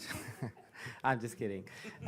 No, it feels good to first of all just to be back in Valencia. It's like first day back at school, and you get that pre-season vibes, and we're getting close to a new season and a new you know, few months of fighting with these guys on track. So looking forward to that. Yeah, it's been an exciting month, you know, since I've joined the team. A lot to learn, a lot of people to meet. And yeah, and then we arrived here in Valencia with a big test item plan, a big program to get through and really understand what works in what track and what track conditions. So we're going to be trying things that work, trying things that don't work, but it's mainly just to kind of open my toolbox here and just get myself and the team ready for the season. You know, we're getting at the end of this Gen 3 era. Everybody's very competitive, everybody's very close together, so a couple of tenths make a huge difference. So it's all in the details, and yeah, I'm playing a little bit of catch up, but it's been a very, very fun challenge so far. Bien, esta pregunta para ti, Antonio. Bueno, vemos que esta temporada es nueva para ti en el hecho de que estás con un nuevo equipo. ¿Cuán contento estás el poder estar con Jaguar TCS? La respuesta, pues bien, estar aquí en Valencia realmente es maravilloso, es como ir el primer día al cole, volver a revivir toda la emoción de una nueva temporada y es muy agradable estar aquí peleando con todos estos. Va a ser un mes muy emocionante y estando aquí estos días pues tenemos mucho que aprender tanto ahora como después. Tenemos un gran programa para el equipo y queremos ver qué es lo que funciona y en qué pistas funciona mejor. Voy a utilizar todo lo que tengo en mi caja de herramientas para intentar estar preparado y obviamente con los coches de Gen 3 estamos todos muy ajustados y se trata de pequeños detalles que pueden diferenciar entre unos y otros. You've obviously seen how strong Jaguar TCS Racing have been over the years. You've raced against them. How confident are you that you can come in and compete? Obviously, it's a big change for you. And I know the team is still being eluded by that Drivers' Championship. Is there a chance you'll be in the mix? Well, hopefully, that's the goal. You know, far from me to start, you know, getting out the book of excuses, but it's going to be a little bit of a tough road just to get on top of everything in the short amount of time that we have. But you know, I'm a very ambitious driver and athlete, and so is this team. It's probably, if not one of the most successful teams in the Formula E history. So the goal is only one, right? We want to win, fight for wins, fight at the top. So that's what we're working towards. Bien, bien, has visto, pues nada, al llegar a Jaguar TCS, has visto lo fuerte que es este equipo y esto representa un gran cambio para ti al entrar y la respuesta es, bueno, por supuesto que es un cambio, pero yo no quiero dar excusas. Es un camino duro que tenemos por delante, pero yo soy un piloto y un atleta muy ambicioso y quiero estar siempre arriba y esto es uno de los equipos con mayor éxito en la historia de Fórmula 1, así que de Fórmula en general. Por lo tanto, vamos a hacer todo lo posible para estar arriba de todo. Thank you very much, Antonio. I'll move on to you, Nick. Good to see you back here. Enjoyed seeing what you've been up to over the summer, golf, a lot of driving as well. A really strong end to the season last year and actually a very strong season for Mahindra in general. A top 10 finish for you, 4th in the team's championship as well. Would you consider now that a baseline for what you want to achieve going forward into season 12?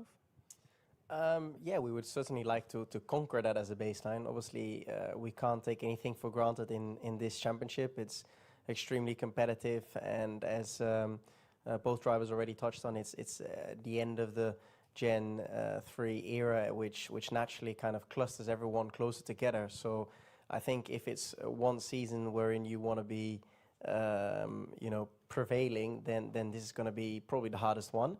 But we definitely enjoyed momentum at the end of last year, and so far we're feeling good and excited towards the upcoming season. But yeah, we take it a step at a time, and we just continuously want to do better than what we've done. And yeah, we keep that on track. Bien, Nick, me alegro de verte y sé que este verano pues has estado jugando mucho al golf, has estado conduciendo. Después de la temporada pasada que fue muy potente para vosotros, tú estuviste en los top 10 y el equipo fue cuarto. Esto ha puesto un listón para vosotros, ¿verdad? Y la respuesta es sí, por supuesto, y no queremos tomar nada por descontado. Es una competición extremadamente apretada. Estamos al final de la era de Gen 3 y y significa que todos los coches están muy juntos, muy amontonados durante la carrera. Y si hay alguna temporada en la que tenemos que, bueno, que sería bueno prevalecer, es esta. Me siento muy bien, pero vamos a ir paso a paso y vamos a hacer todo lo mejor que podamos. We know that you and Edo have a great relationship, but also the team at Mahindra do seem very close. And I've heard there's not been much change over the off-season. How important from a driver's perspective is that you continue with the same car as last year, but also the same people around you all searching for the same goals?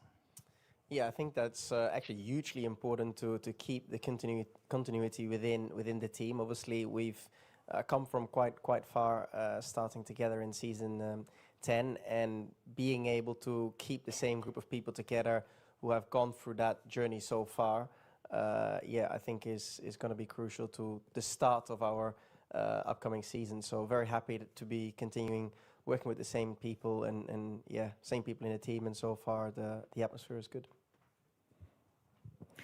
Bien, sabemos que tú y yo sois bastante buenos amigos y Mahindra pues no ha cambiado mucho, ha mantenido todo bastante similar.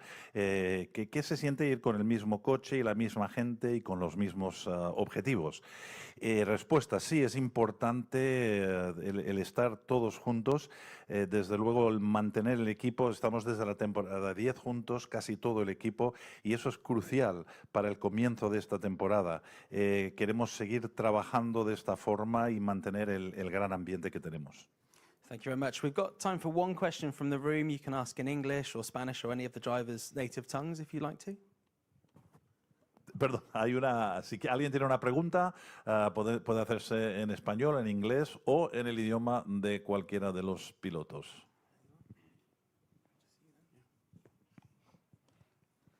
Nick Golding, Racing News 365. Question to all three of you. Obviously, with testing going to Madrid last year, this is the first time we've seen the Gen 3 Evo in Valencia. What's the car felt like around this track, and would you like to race it around here? It feels obviously a little bit more grip than the previous time we were here, so that comes mainly from the tyres.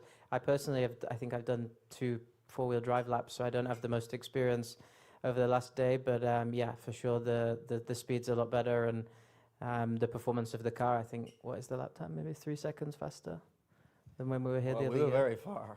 Yeah. So I think 3 seconds, so it's a decent step, yeah. It's mainly the tire, and you kind of have to adapt the way you program your test items for the day, just because the tires obviously are a bit more performance when they're new, and then there's a little bit of a drop. But they've been behaving really well and kind of stabilizing, so it's quite useful to try things on the car. But the tire is the biggest thing, and just adapting to that. Thank you. Bien, la pregunta es para los tres. Después de años donde habéis hecho las pruebas en Madrid, ahora estáis por primera vez aquí con Evo en Valencia. ¿Qué tal? ¿Cómo os ha ido? La respuesta de Oliver es de que, yo he hecho 2 vueltas sobre todo con el 4-wheel drive, el marcha 4 ruedas, y las vueltas que he dado he notado que hemos ido más rápido. He preguntado a su rival y parece que sí, que 3 segundos son lo que están detectando todos, así que es mucho más rápido. La respuesta de Antonio, yo creo que se centra sobre todo en los neumáticos, y esto es algo que tenemos que programar, tener esto en cuenta. Los nuevos neumáticos obviamente pues dan un mejor resultado y tenemos que ver exactamente cómo gestionarlos, y para mí aquí es un buen sitio para probarlo, y para mí eso es lo clave, los neumáticos. Thank you very much. Thank you very much to our drivers. Our team representatives will be taking their seats in just a second. Thank you. Muchas gracias a nuestros pilotos, y ahora dentro de unos momentos estarán aquí los jefes de equipo para seguir con la rueda de prensa.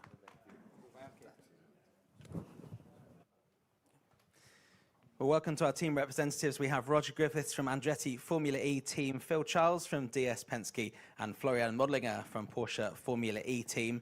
Roger, I'll start with you. Big season for the team. You've got a big new signing that I know a lot of people are going to have eyes on. Felipe Drugovich has been a driver that's been looking for a home for a long time, and you've given him that home. Yeah, no, we're very happy to welcome him to Formula E. I mean, he's put in a few appearances over the last year or two in various rookie sessions, and obviously made his race debut in Berlin. I think he's a driver that, you know, he's been a little bit overlooked over the last 2 or 3 years, somewhat parked in a reserve role in Formula One. Whilst he's had some experience in sports car racing, he hasn't had a consistent racing program. And I think that opportunity that we've given him to have that racing program has really sort of energized him. And, you know, he was sort of talking about how when he was doing the Formula One simulator sessions, it was, yeah, maybe not so much fun because he was preparing a car for somebody else. Whereas now he's coming on to our simulator and he's realizing that all the time he puts in is benefiting himself, you know, and his teammate Jake, of course. But so he's got a fresh outlook on it. He's super excited about the opportunity. You know, in some ways, I'd really wish that his home race wasn't the first one. But, you know, I think by the time we get down to Sao Paulo and he, you know, he's completed a week of running here, he'll be ready to go. I mean, I think he's got a lot of learning to do compared to some of the other drivers, particularly around the nuances of the tyre. I mean, there's some drivers here that have done, you know, hundreds, if not thousands of laps around Valencia. So he's not yet into triple figures, I don't think. So he's still got a bit of a way to go. Bien, estamos contentos de tener aquí con nosotros a 3 de los jefes de equipo. Tenemos a Roger Griffiths de Andretti Fórmula E, a Phil Charles de DS Penske y a Florian Mondlinger de Porsche Fórmula E Team. Y bien, la primera pregunta es para Roger. Roger, habéis fichado a un fichaje muy importante este año, tener con vosotros a Felipe Drugovich. Ahora lo tenéis con vosotros. ¿Qué tal? ¿Cómo ha ido eso? Bueno, estamos muy contentos, estamos muy contentos de tenerle aquí con nosotros. Él ha estado pues dando algunas vueltas, lleva tiempo que no ha acabado de aterrizar del todo, pero estamos muy contentos de tenerle porque pensamos que es alguien que no se han fijado lo suficiente en él y no ha tenido tanta experiencia, y por lo tanto el traerle a nosotros nos da esa oportunidad de ofrecerle a él la oportunidad de coger esa experiencia. Le ofrecemos eso. Yo sé que cuando él estaba en el simulador pues lo hacía, pero no estaba contento porque sabía que estaba preparando el coche para otra persona, pero obviamente ahora lo hace para él y para su compañero Jake, y por lo tanto lo toma con muchísima más ilusión. Él le sabe mal que la primera carrera no es en casa para él, pero bueno, cuando llegue estará muy bien. Yo creo que dentro de poco, en unas semanas, tiene mucho que aprender, pero hay otros que han estado aquí haciendo más de 100 vueltas seguro en su trayecto en Valencia, y él pues es la primera vez. Por lo tanto, aquí tendrá mucho que aprender y conseguir. Very impressive. That was incredibly impressive, wasn't it? Roger, how do you look back on last season? Because there were 3 podiums, but it felt like that wasn't a true representation of your performance as a team, and I know you'll be wanting to put that right this season. It was it was a disappointing year. I mean, it's the first year that we've not had a race win in a little while. We can look back at any number of incidences that occurred, reliability, some off-track stuff that really didn't go to plan. You know, you can always do the what-if scenario, and if this had happened and that had happened, maybe there was a P3 in the championship for the team. You know, we lost a race win in Monaco potentially with Nico when the boost charger failed. We had an opportunity of a race win in Jakarta go by the wayside with Jake, and he got confused which button to press coming out of the yellow mode. So we squandered some opportunity. We had some reliability challenges, but you know, we learned from it. We put that behind us and we focus forward on what this season can bring. Bien, Roger, quería preguntarte acerca de la temporada pasada. ¿No fue todo lo que os hubiera gustado? La respuesta de Roger es que sí, fue muy decepcionante. Hacía mucho tiempo que habíamos pasado una temporada pues, sin victorias como esta, y ocurrieron muchas cosas fuera de la pista, cosas que no estaban del todo bien. Por ejemplo, en Mónaco pues falló el booster, la recarga, y eso nos hizo mucho daño porque íbamos muy bien. Y por ejemplo también Jake apretó el botón, se equivocó, apretó el botón equivocado cuando salió del amarillo. Y bueno, tuvimos algunas oportunidades que desperdiciamos, o desperdiciamos, digamos. Pero bueno, estamos muy ilusionados con lo que podemos hacer y vamos a centrarnos en esta nueva temporada. Thank you very much, Roger. We'll move on to you, Florian. I'm sure the celebrations after London continued for a very long time. How does it feel to be... You seem like you might want to tell me something there. You can choose to tell me when I finish the question. How does it feel to be back here for pre-season testing, knowing that you are the team to beat from last season? Yeah, first of all, welcome everyone to the new season. The celebrations were not that long, were quite short, because we have to focus on the next steps. We are happy to be here again and to start into the season. And yeah, feels different to be in the hunted position, but we are not underestimating anybody here in the series. The competition is so close and we need to have the heads down, full focus. It does not count what was in the past. We are looking forward and try to fight again for the titles until the very end. Bien, Florian, quiero preguntarte acerca de la celebración después de Londres. ¿Qué tal estar aquí de nuevo y para las pruebas y ser el equipo que hay que vencer, ¿no? La respuesta es de que realmente no queremos, o sea, tuvimos una buena celebración, pero no duró mucho porque ya nos pusimos a trabajar en los siguientes pasos. Estamos encantados de ser el equipo a batir, pero no queremos subestimar a ninguno de los equipos. De hecho, vamos a seguir con un enfoque total sobre lo que estamos haciendo y vamos a luchar cada carrera para volver a ser campeones. Nico Muller's obviously come into the team this summer and he's very familiar with the powertrain already. So how seamless are you expecting to be his transition from Andretti last year to Porsche this year? Yeah, there also thanks to Andretti for the past season. I think Nico is very familiar with the car, with the powertrain, integrated well already to the usage of the car. And through the first simulator sessions and the first tests we had with him, he's, in my opinion, already well integrated in the team, which worked well. And looking forward to have him on the side of Pascal. And really optimistic for the new season. Bien. La pregunta es, tenéis a Nico vosotros este año, ¿qué tal esa transición desde el equipo de Andretti al vuestro?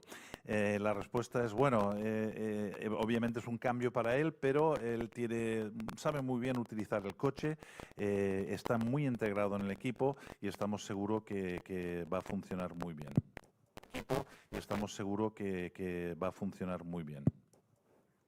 Thank you very much. I'll move on to Phil. We've also got a shiny new signing, much like Roger, but your shiny new signing is the standout rookie from last year that we can finally talk about. How has it been working with Taylor Barnard so far? Well, first of all, it's great to be back in Valencia. You know, the floods last year, amazing to be here. And then secondly, to answer your question, I've got a big smile on my face with Max and Taylor. But Taylor comes in, he's the most amazing young talent. He did a great rookie year, as you mentioned, but it's more than that. He's doing a lot of homework in the background with us already. He spends a lot of time on the sim. He works really well with the engineers. I mentioned yesterday to some other questions somebody asked, he's really a really nice jigsaw piece puzzle that fits into the team. So he's an aggressive driver on track, races really hard, amazing young talent. That's exciting, and he fits into our group really well. So with Max and Taylor, I'm really, really pleased. Big smile. In fact, it's hurting a little bit. I'm smiling so much. And really looking forward to the season. Bien, la pregunta, también tenéis un fichaje muy importante este año, el rookie de la temporada pasada, Taylor Barnard. ¿Qué tal el tenerlo con vosotros? Bueno, en primer lugar, estoy muy contento de estar aquí de vuelta y también, sobre todo, después de las terribles inundaciones que hubieron. Y referente a tener a Taylor, pues tenemos todos una gran sonrisa en la cara. Él lo está haciendo muy bien, está trabajando duro, está haciendo sus deberes y además está trabajando muy bien con los ingenieros. Encaja perfectamente en el equipo y creo que con Max y Taylor juntos pues se van a entender muy bien y van a trabajar juntos y vamos a seguir trabajando para una muy buena temporada. Fifth in the team's championship last year. I know that's not where you want to be, and I know also you've got two gentlemen to your right that you don't want to disclose too many secrets to, but what have you been focusing on in the off-season and what will you be focusing on this week in testing to help right that situation? Sure. I mean, that's a really good question, and we, of course, we're aiming to beat these guys every day. You know, that's the focus of all of the group. But you have to look inside. You have to look at what did we do well last year, but what are the areas that we really want to work on. We went into the last race last season in third in the championship. We came out in fifth. So we had a little weak spot right at the end of the season. So that's the obvious thing. You've just finished on a little down and you think, right, hang on, what happened there? We won 2 races the rest of the season. We had good pace at lots of places, but we came out of the last race not quite where we were. So that's the immediate one that we answered.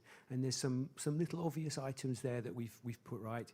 But I think it's also clear to say that when you start to look introspectively, you don't know what the others are doing. You know, you go away. It's like I've mentioned before. It's like when you're at school. You know, you've done a school year. Everyone goes away for their holidays. What have they learned while they're away? Have they all grown? Have they learned something new? They've done a new course while they're away, and they come back, and you don't know what the others have done. So we don't know whether the others have grown a foot. But what we do know is we've worked on ourselves, and there's lots of areas that when you really break it down that you can improve on.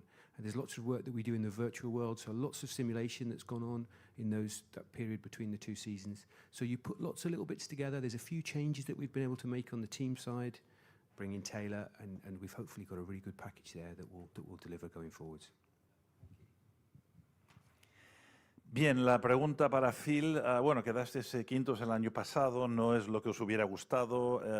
¿En qué os vais a centrar durante esta semana de prueba? Bueno, sí, es una buena pregunta porque estamos aquí para ganar a todos los demás. Esa es la motivación, ¿no? Pero sobre todo tenemos que mirar hacia adentro. Tenemos que ver cuáles son las cosas que tenemos que arreglar. El año pasado pues estábamos a terceros, bajamos hasta quintos. Realmente pues tuvimos una final de la temporada bastante insuficiente en lo que nosotros consideramos. Pero creo que lo más importante es esa introspección.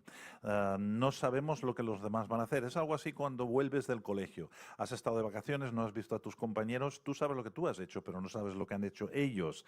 Y nosotros hemos trabajado duro durante este periodo entre las temporadas y obviamente hay muchas cosas que podemos mejorar, pero hemos estado trabajando duro en simulaciones y en el lado del equipo, pues el tener a Taylor con nosotros es una gran ventaja y estamos muy animados para esta temporada.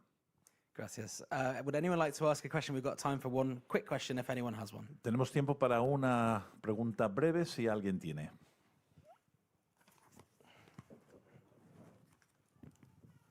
Hi, Jack Pickering, Formula Rezone. Question to Phil. We saw yesterday Taylor had a stoppage out on circuit. Could you just let us know what happened there? We saw you head down to the end of the pit lane to go collect it. Were you watching me? Oh, okay, thanks. Yeah, I was running as fast as I could, but I've actually hurt my foot, so I couldn't get as quick as I wanted to. So we had a component failure on the car.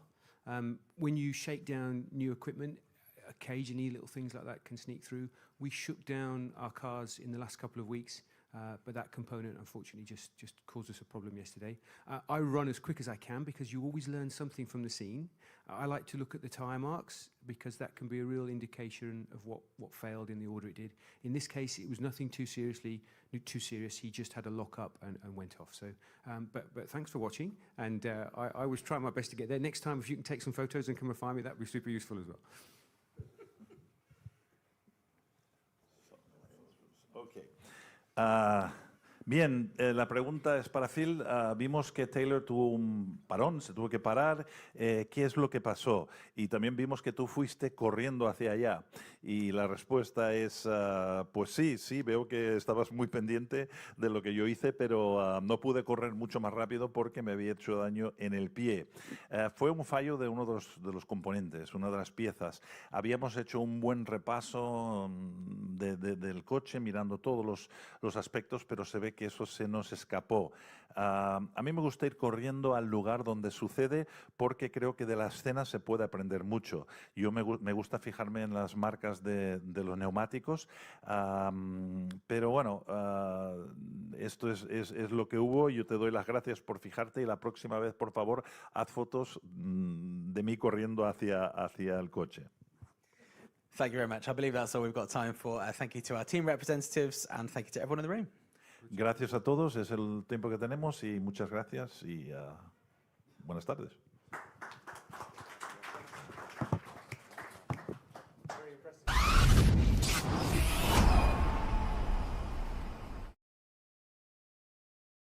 And you're back with us live here at Formula E Zone and JB Motorsports. The drivers are back out onto the circuit, just a couple of them, with an hour and 3 minutes to go. Gunther currently top of this session, 122.401 from Barnard, Mortara, Muller, Degrassi, De Vries, Dragovic, Cassidy, Dennis and Verne, the top 10. Verline, Boemi, Evans, DaCosta, Maloney, Ericsson, then Maney, Tictum, and then we get out of it Nato and Roland. Now, JT was going to say he's going to do an update, and I think I've just taken that away from him. I hope I haven't, have I? Well, I hope that Maney's not in Formula Maney. E. What was I hope that Maloney. is Marty. Yeah. We've only had 4 cars out on track, that being the 2 DS Penske's of Gunther and Barnard. Gunther still out on track. Barnard just come into pit lane a couple of moments ago. Also, the 2 Nissans of Norman Nato and Ollie Rowland both out on track, and that is the second DS Penske heading into pit lane of Gunther. Only the 2 Nissans out on track. It's been quite a quiet track since pit lane opened around half an hour ago. As I say that, we've got our first Jaguar out on track after the simulation race we saw a little bit earlier on. That is Mitch Evans, who is heading out on track. Omi's back with us as well, hopefully. He's gone back from the netherworld. What have you made so far today of all of the action that you've seen? The simulation race was quite entertaining in the end. Yeah, quite entertaining indeed as well. So it has been quite an interesting day. Plenty of running being done. And now it is time to see how the final hour is going to go of this session. So looking forward to it. And it's going to be interesting to see whether we're just going to continue the calmness of what we saw earlier on in terms of the morning test. Or are we going to get some surprises thrown in there? Well, I hope not any surprises, but then again, we know what Formula E is like, don't we? So they're still heading out there on the circuit. I believe there's some Formula E things that we might be able to take a look at with some cars being trackside. We'll keep an eye on that in the next few moments. But we've got Gunther still from Barnard, Mortar, and Muller and Degrassi, the top 5. The boys are out at the moment. They are finding information from what's happened so far in the day and getting some B-roll footage for us as well to play back in the action with 1 hour to go of the session. 9 times out of 10 is looking quite good, isn't it? But I'll tell you what though, JT, disappointing that we didn't have the actual Mortar victory and Nico Muller taking it in the end. Well, he did get given a drive-through penalty around lap 2 or 3, so they did have a large amount of time to take that penalty, which they didn't. They must have just thought it was a test message, and they didn't think anything of it. Yeah, that's the thing. You don't know what's real and what's not. Welcoming back into the FE bar, Johnny's back with us from this morning. Johnny, welcome. What did you make of the simulation race and of testing day 2 so far? Hi, Josh. Good afternoon. Good afternoon. Yeah. Yeah, the race was very exciting actually, to be honest, being a test race. So things are looking very promising. Mahindra, of course, is looking very promising as well. And as I said in the morning, watch out for Nico Muller. Nico Muller is going to outperform. I think so. Nico Muller is going to be the one to watch this season for Porsche. Muller winning as well coming through. But then Yeah. over that, what do you reckon we're going to see from the likes of the Nissans who decided not to partake in that simulation race? Are they, do you reckon they're sandbagging at all? I don't know. I can't say actually what are Nissan up to. But they are a strong team. They had a driver champion in Oli last year, so I don't think so they'll be sandbagging as such. Because you can't sandbag in Formula E. Normally, all the teams are very competitive. You take right up to Team Lola, which also got a podium last year with Degrassi, if I'm not mistaken. So it's very competitive. So there's no sandbagging, I think, so in Formula E like Formula One. And what are you going to be looking forward to in the afternoon? as well. What do you reckon for the rest of the test it could bring? I think so. The afternoon test, they're going to check maybe the efficiency of the cars. I'm not sure. I'm not that tech pro in tech knowledge, but I think so. They're going to test the longevity of the battery, how they fare for the long runs. Hopefully, let's see. And going forward as well, do you think that we're going to see Mahindra towards the top of the boards as we get into Sao Paulo and the rest of then next year in Mexico? Most probably, because I think so. They have been like in top 5 most of the test till now, from yesterday till today. Even now, currently Motora is 3rd and Nick DeFries is 6th in the standings right now for the test. But you can't judge on the basis of testing, because you'll come to know once we get to San Paulo on the first practice. First practice will come to know most probably the standings. But hopefully, I'm really hopeful that they are in the top 5 at least for Sao Paulo, and they carry forward that form throughout the season. Well, I'd like to thank you as well, Johnny. I hope you can have a great rest of your day. And are you up to anything interesting? One thing I wanted to Pico earlier mentioned we should have longer races, and I would like second his opinion in that. I think maybe we can have something like how Formula One is to have refueling of cars. We can have the pit boost and like a mandatory pit boost, but the timing of pit boost should be like how much you want to charge the battery, and then you can go full on without thinking of conserving any energy, something like that. And then you can use that pit boost by taking attack mode, which I think so this year you don't have to like finish the timing of the attack mode as per the rules, I think so. So maybe we can do that and have like this one pit boost should be like mandatory, but you can take 2-3 pit boost how much you want after that if you want to like really power through this. So there'll be like both the sides. You lose time in coming into the pits, but you'll get extra energy to get past if you want to. So it'll be a good challenge for the drivers and the teams to do strategy wise. I agree. I think the strategy of it all is getting a little bit messed up with the hammer G on the timer. So I agree that this new system could be quite smoother in order to make the racing good. Out of interest, though, Johnny, what race are you looking forward to the most next season?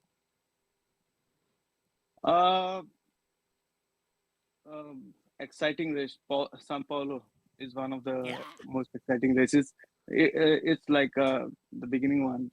Are they going to? They're not going to Interlagos, right?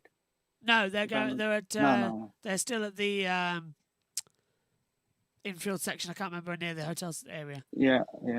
Interlagos was a good circuit, even for Formula One. It's a good circuit, but I was like, one more circuit I would love Formula E to go is Baku. Yeah, that would be epic. Baku was very like So and it would add another spot for the calendar. Well, we need to have more circuits coming into the calendar. We can't just have like 4 or 5 circuits and having double headers and like the season is over. If we want to really grow, Formula E has to like try and find more circuits to get in and make the season a little bit more longer. So to increase the credibility of the sport, I agree. We need more circuits. We need more action out there as well. Baku would be amazing as well, because we can have shorter run on it as well to come into it. Any ideas on what Jeff Dods said earlier on, if you were listening about Gen 4? Because I knew you came in just afterwards as well. Do you reckon we're going to see faster cars?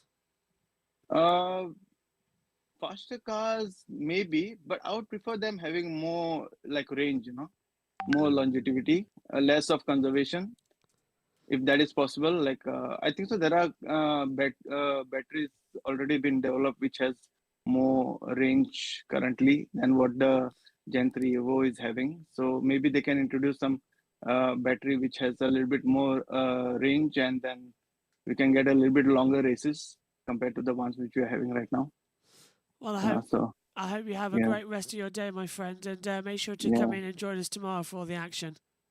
Yeah, thanks, Josh. Thanks, Josh. I'll see you. Pleasure. See Bye. you, Take see you care. tomorrow. Yes. Take care. Bye-bye. Bye. Bye-bye. Bye-bye. Wonderful as well to hear from Johnny in the FE Bar. If you want to get your voice heard and get your opinions out there about this season, you can join the FE Bar as well in the main chat room. Okay, Omi and GT back with us now up here with 53 minutes to go. A few cars out there on the circuit, just 3 circulating. Dennis, Vern and Evans. Omi, out of interest, what have you made of Jose Maria Marti in his first few days of running? Is he going to be easing himself into it, or is he ready to hit the ground running? Well, I think a bit of both for Pepe Marti. Looking forward to seeing what he's going to be able to do. But yeah, I think the race trim showed that there's a lot of learning to be had when it comes to that.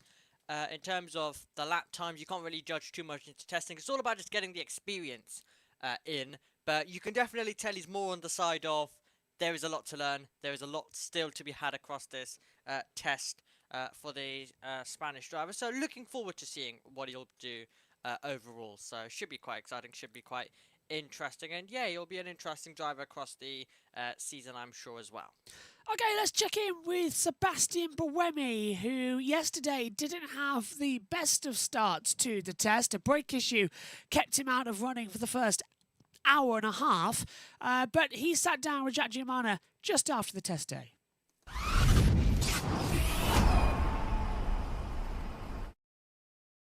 So, how was your first day? Obviously, it wasn't an ideal start. You weren't on track for the first hour. I don't know if you can explain a little bit more about that, but how was your first day back? Yeah, it was basically the first day back in the car since London for me. I didn't get any testing in between, so of course missing an hour was not really nice. We had a small issue on the BBW, so we had to change it, and it's a pretty long change.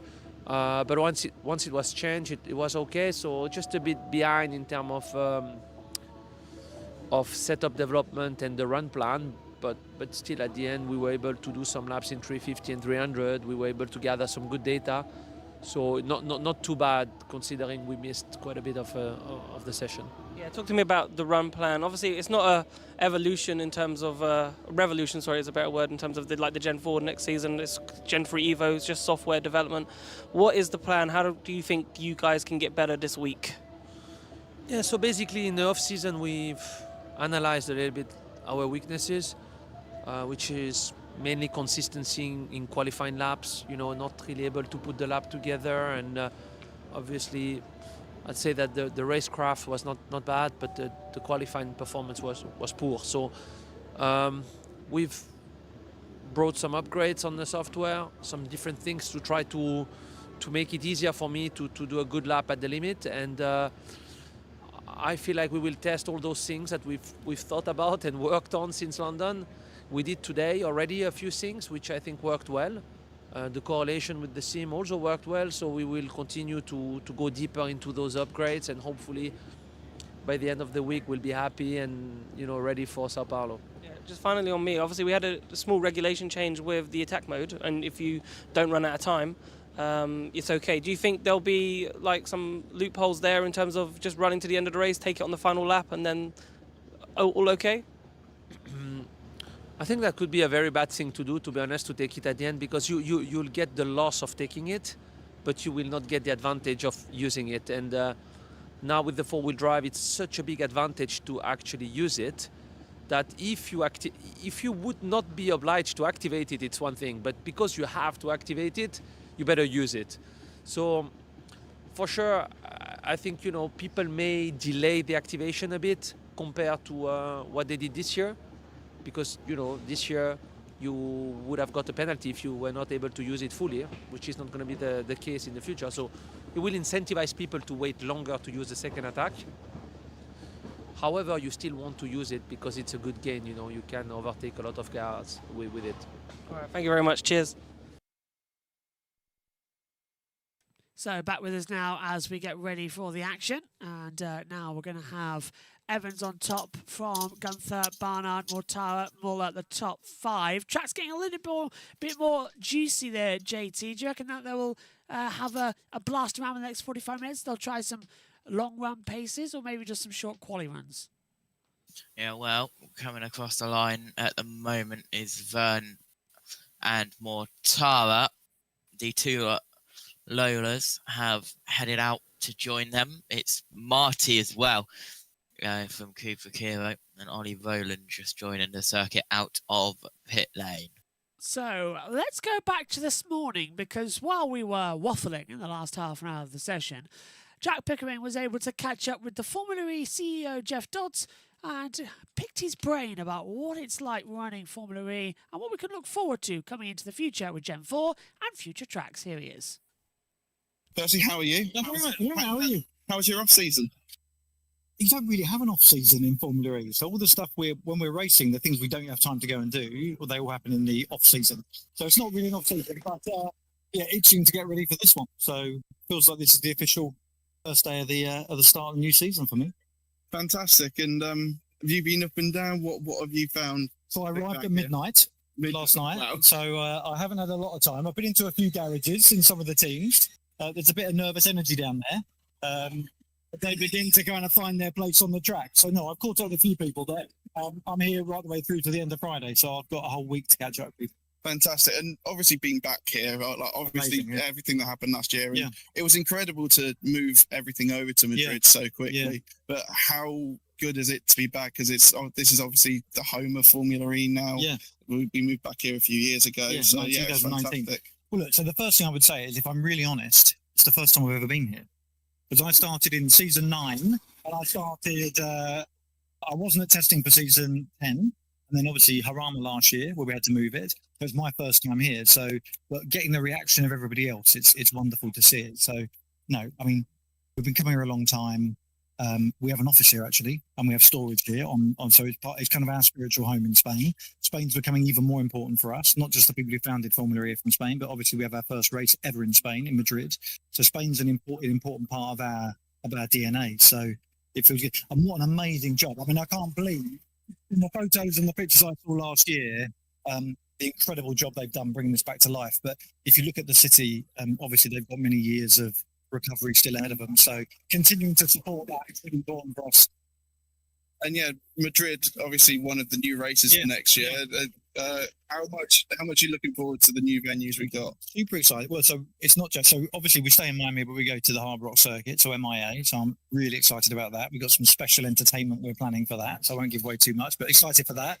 Back in Sanya, so doubling down on China, obviously the world's largest EV market, so that's really important for us. And then first ever race in Madrid, and they had the press conference in Madrid last week, Governor of Madrid, and actually we have a really high number of ticket sales already through from Madrid, and we haven't really officially launched it yet. So things are bode really well for our first Spanish race. Yeah, excited. One of the races that isn't going to be on the calendar from this year to next year is Indonesia in Jakarta. Yeah. Is that a market that you're to go back to because we've seen the amount of people that come out to the races. They even rocked up on the Friday a couple of years ago, I think. Yeah. So is that one that you're just trying to move to a different venue for the Gen 4 potentially? Yeah. So maybe not even move venues. So the simple answer is yes, we definitely want to be there. So we love racing there. It's a massive market. It's a big EV market. And we get a huge following there. So incredible TV viewership comes out of Indonesia for us, and we've got a lot of fans based out there. And you're quite right, having been there, you've been there and seen it. I was there 22. Yeah, so you get an enormous number of people come out to watch it, and they're very passionate motorsport fans. They obviously have a rich history there with MotoGP as well, so they've got lots of motorsport passion there. So we definitely want to be there. We couldn't quite get everything done in time for the announcement for the calendar for season 12. What that gives us is just a bit more time now to work through and get to the right answer, hopefully for Gen 4. So no, we definitely want to be there. I'm optimistic we'll be there. We've just got to work through it now and get it sorted. And with Gen 4, because obviously that is coming, we'll see this here next year. Will be the first proper look at seeing all the cars on Gen 4. You might see it before that, you don't know. But this will be the first time that they've run in anger. Yeah, that's right. The first time it will kind of shake out, and we'll see who's, because we're obviously between the last year of Gen 3 now, so whilst they've been doing some good work in the off-season, I don't think there'll be a few surprises, there always is, over the next few days, but broadly we're at the end of a generation, so people kind of know where they are. nobody has any idea where people are in the development of the Gen 4 cars. So I think really exciting next year, we'll be seeing the Gen cars testing out for the first time against each other in a competitive environment. And I'm pretty sure there'll be some surprises. Yeah, and there's huge anticipation around it. When do you think is there a date that's set in stone that we don't know yet, or we don't know? You don't, I know. Well, yeah, you know. But when can you give us a rough time of when? We'll see it? So a logical. So in terms of beginning to see a bit more of what the car might look like, in a very curated way, we'll probably see that over the coming weeks and months. And then the first time you'll see a car most likely on track for demonstration purposes officially will be, I would think, around Easter time of next year. And then obviously the cars are out testing from then onwards. You know, their own manufacturing teams testing will happen from then onwards, right the way through to this kind of time next year when you'll see the official test. So you won't have to wait long to see what a car might look like. But seeing it on track, you might have to wait a few more months. One of the things we've had to, we're doing live streams of every single session, so and then so that people get to hear about everything that's happening. One of the things that we've heard from quite a lot of the people in the chat is we'd like to see a support series at some point. Is that something that's kind of on the radar for FE? Maybe not Gen 4, but certainly in the future. Yeah, but there are flavors of support series. So there's a support series which is a single make support series. So you know that. And I'm, by the way, don't read into any of this. I'm just speculating. So there could be a Porsche support series or a Jaguar we've had in the past, or Cupra, or Mahindra. So there's a single make support series. Then is there an opportunity to do a FE2 in the way that you get F2 against Formula One, or F4, F3, and F2? Is there an opportunity to do that? We've always said the first chance to do that realistically is after you launch Gen 4. Because then you have another car available to do a support series with, which is a Gen 3 Evo car, which is a great car, by the way, an absolutely great car. So that's the first logical point to do it. We don't have anything to announce at this stage, but there's definitely work going on to understand what that could look like. Awesome. Josh, have you got anything that you want to throw in? Throw something controversial, Josh. Throw something controversial. Jeff, it's Josh Birch up here in the comms box. Nice to see you as well. Hope you had a good winter. Question to you. Are we staying in London, or are we going to go to Brands Hatch or Silverstone? Because many people say they don't want Silverstone, but they wouldn't be minding Brands Hatch. By the way, what have you seen so far? What livery do you like best? I really like the Citroen. It's cool, really good. It's Josh has asked about the future of London. Yeah. Obviously, it runs out at the end of this year. Yep.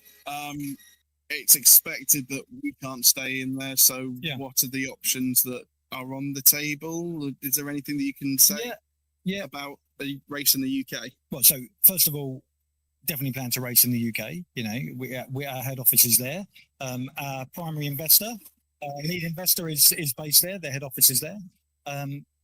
So we'll be in the UK. London, the current contract comes to an end at the end of Gen 4. We extended it out to the end of Gen 3. We extended it out to the end of Gen 3. There's no there. It's going to be. It's going to 4 more years, guys. 4 more years. And I think I love it. The venue. I think it's a super cool venue. It's completely unique for motorsport.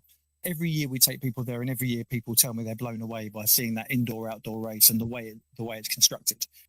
We've always known it's going to be very difficult to run the Gen 4 car there. I forget exactly which turns they are, but is it 3 and 4? You've got a couple I think it's 3 and 4. You've got a couple of really, really tight turns there that are even difficult now for the Gen 3 car. Let alone when you've got a 600 kilowatt car, which is bigger in stature, going much faster through those areas, it doesn't work in the way that it's constructed today. So we would either have to materially turn the power down on the cars, but what we can't do is materially shrink the cars, right? Can't make them physically smaller. So I think it's unlikely that we'll be able to continue with London. Not 100% impossible, but very unlikely. And then we're looking at other potential street circuits in the UK that we could look at. And then we're also looking at other venues, fixed venues in the UK. And, I think I'm not telling any tales when I talk about, historically, Brands Hatch, Silverstone have been mentioned in dispatches, and there's an obvious reason for that. They're the two most famous circuits in the UK. So we're talking to the circuits in the UK. We're also exploring other street races, but we will be in the UK. It's something like Brands or Silverstone, like you could utilise that for season 13 just as like a stopgap, and then potentially move back to London or a Manchester or a Birmingham. Yeah, or something you like that. absolutely could do. I mean, I would like to find a UK home for the start of Gen 4 and stay there. Because the investment you make in a location that isn't going to be a long-term location is a little bit wasted. Because you're trying to attract a new fan base, you have to build infrastructure, change circuit layout, you do all of that stuff and then don't go back there. Doesn't feel like a very good investment. So at the moment we're focused on knowing where we're going to race in the UK and being in the right place from the beginning of Gen 4. Awesome. Thank you so All right, good much. stuff, all right. Yeah. See you. Cheers, Jeff. See you later. FIA CEO for Formula E as well, Jeff Dods there. And, well, JT, you didn't hear that this morning. Now you did, coming through. Ooh. Formula E in London, what do you think? Yes, no, maybe? Well, it's certain we're not staying there. I think we can all agree at the XL, which is a shame because of how good of a circuit it has proved. But the harsh reality is that the Gen 4 car won't suit that circuit. And even now, that Gen 3 car is struggling around the tight chicane parts of that. Where it goes is important. Does it go to Silverstone? Does it go to Brands Hatch? Do we bring a street circuit like Birmingham back? Do we bring circuits that we've not seen in a while? And like even Manchester was mentioned. I'm gonna say it, but I don't think it's gonna happen. Donington Park. Oh, that'd be amazing. You've got wouldn't it? all of these opportunities. There's so many here around the UK, and it's just about picking the best one. And in my honest opinion, Brands Hatch is, I think, going to be the best. Now, I haven't looked into all of the reasons behind it, but it's got good transport networks. It's not too far outside of London. You can see the centre of London from the Brands Hatch campsite on a clear day. So you've got the shuttle bus that they already provide from the train station to the track, which is a system that they've already got implemented, which they won't have to implement at let's say another circuit they go to. Silverstone is a little bit more out there, but you've got Milton Keynes, Donington, you've got East Midlands Airport. So it's the bus is all there. It's a lot of possibilities. Donington's really easy to get to. You get the train into Nottingham, follow that down to Beeston, and all of a sudden you get the shuttle bus and bang, you're at the circuit. It's really easy to get to. Surprised there's not a lot more traffic around Beeston actually, because everyone goes in from Nottingham and just gets the bus from there. But if you go down to Beeston and you get the bus from Dovecote Lane, you go straight into the circuit, and that's every 20 minutes. So Donington's one of the easiest circuits in the UK to get to, I'd argue, because Silverstone's in the middle of nowhere in many regards. Brands Hatch also easier, but you've got that bus as well that you sort of linked into. But if I said Snetterton, would you immediately go, that's only because of Nina? No comment, yes. Yeah, thought so. I'm going to say Snetterton because it's actually the second longest on the calendar in the UK. And I think Snetterton would be, it's a flat circuit, but there's nice spinny curves. It could work in a Formula E car. Snetterton, they might have to add a chicane or two. What about if we changed it from the 100 to the 100 layout, not the 300? 100's way too short. 200? You still got those two long straights, haven't you? So, well, the 300's got the infield section. Would that be enough to regen? You'd have to ask an engineer. I can't really answer that, but it is quite a fast infield section. But yes, you did only say that because of a certain person. No, it's just because she's only half an hour away from the circuit, and I ended up there last week. And it is in the middle of nowhere. There is no transport links to Snetterton at all. That is true, but the track is incredibly good to watch from. Yeah. And also, no security. I am going to say it now.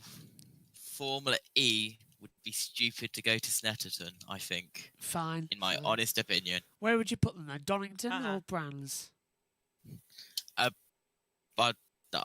I'd go Brands. Yeah, but is it too narrow? Is Brands really too narrow for Formula E?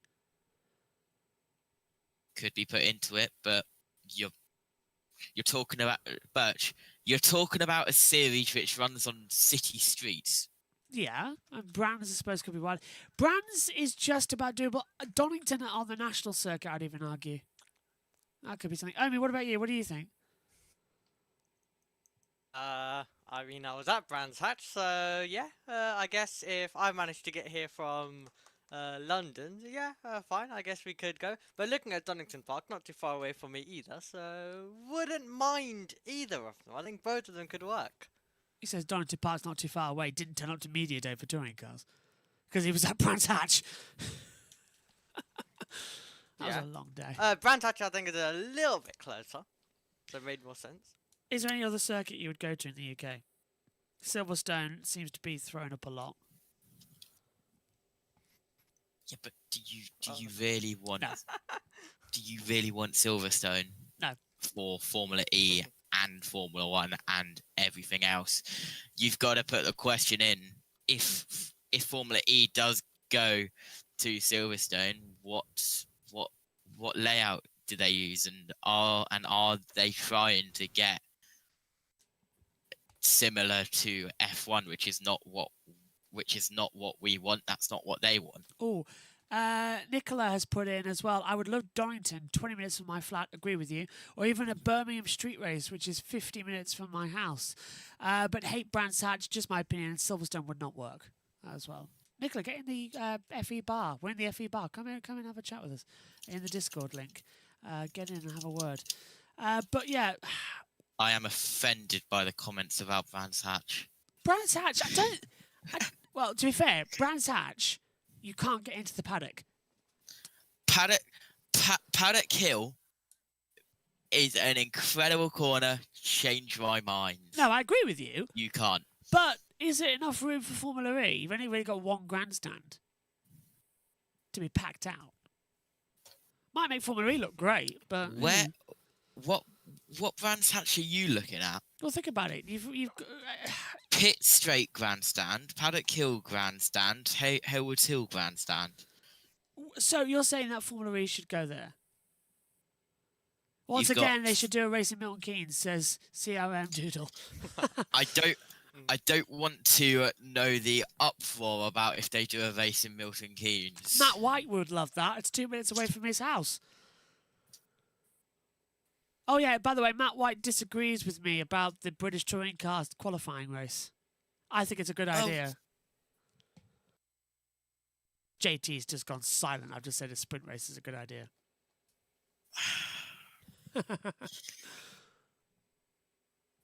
Right, we've both. More interesting. Sorry, JT, we've both been to the touring cars on a Saturday. How bored do we get? Well, I'm actually gonna put something in. Yes, this year has been incredibly boring for Saturday at touring cars. That is because they had the Toka Junior Championship disappear. Yes. And they didn't have time to replace it because everything was set.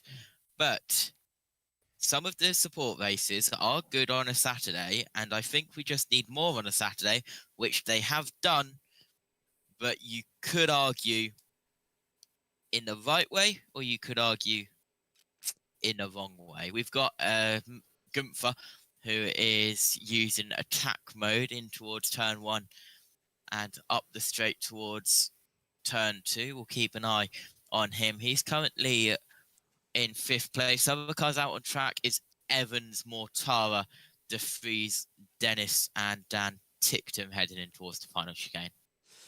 I think we should start a poll in the FEZ YouTube chat. Well, where do you want to go? Brands Hatch, Donington, XL, or Silverstone? Because I think they're the ones that we want to go. Or if you want to help... We can only have 4 options in a poll, so I'm going to open it a little bit more. Who We're going to do a disconnected? Q&A. I think Pico's phone's finally given up. Q&A. Okay, fine. Q&A. Q&A. Where do you want to go? Half an hour to go, by the way, everybody. Half an hour. Yeah. Gunther's on an interesting lap time, as JT said. 27.8 first sector, 29.7 in the second sector. He comes out now down towards the chicane. Looks to be okay. There we go. Where do you want Formula E to go in the UK after XL? JT has asked that question. Get them in, and we will answer them live on air. Over the line, Gunther goes up to fourth, 1:22.088. JT, the times are not as fast as what we saw this morning, so everyone's on a long run, I think.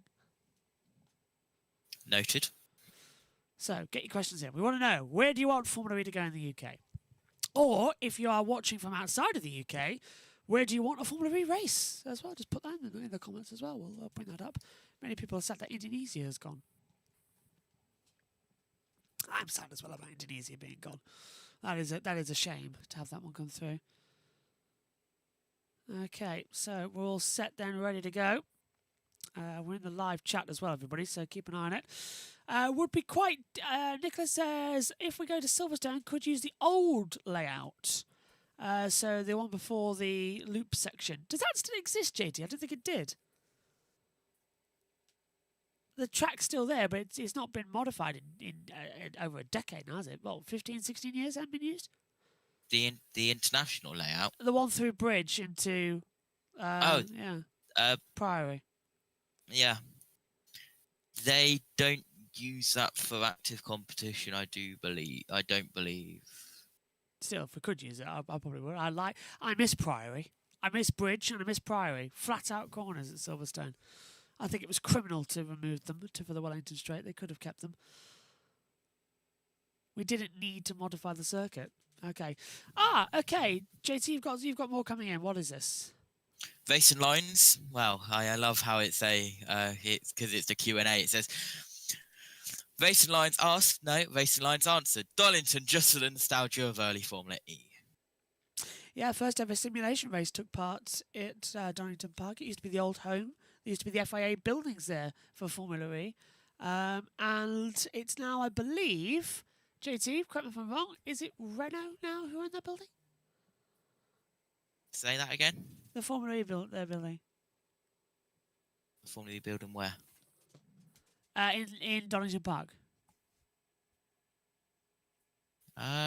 Believe there's definitely something in there. CRM Doodle said Brands Indy with a chicane on the Cooper Straight. That is possible because of the escape road they have on the Cooper Straight. Ooh. That is a very good shout.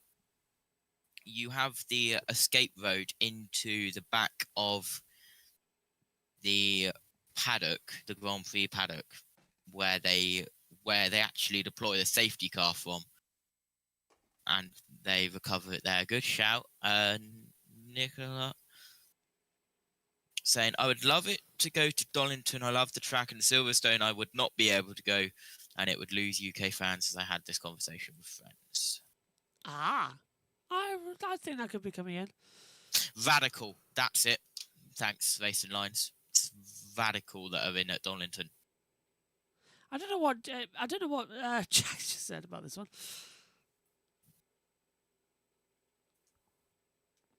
I'm not sure what he means by that.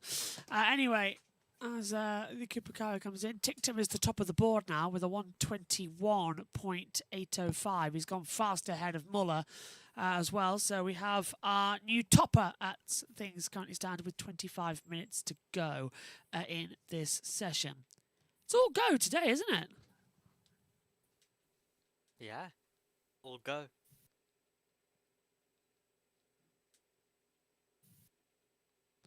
Keep your questions coming in, and we will answer them here on the FE bar.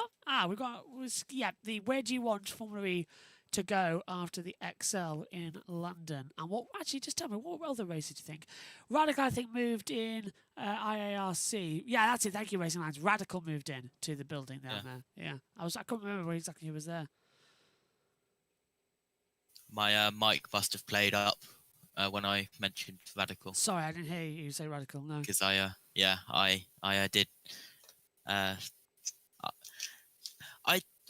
JB, you are the mic person. What is going on with my microphone? Nothing now. It's fine. No, but like throughout this whole last month, what's going on with it? I would say that there's an audio thing tripping it on the Okay. gain. That makes 0 sense to me. But If thank I you. was there, I could fix it. 0 cents. If I was there, I could fix it. Sure, buddy. Yeah. Going through this final chicane, Felipe Drugovich in the 28 car. We've also got Zane Maloney on attack mode. Going through the final chicanes, currently 8th place. Doesn't gain any position. It's Dan Tickter at the top, by the way, 121.805. Times are coming down, and he's just done the fastest first sector, actually, as he's on a full power lap, 27.6. Second sector's a 29.7. So Tickton might go faster here as he comes out of 10, 12, down towards 13, 14, 15 chicane. So here he goes, up towards the line now. And the lap time is a 121.746. He goes faster by another tenth of a second. So times are looking good here at the moment. Omi, Dan Ticktum, what do you think of him in Formula 2? What do you think of him now in Formula E? Well, quite an interesting character. Quite an enjoyable character. Keeps you quite entertained.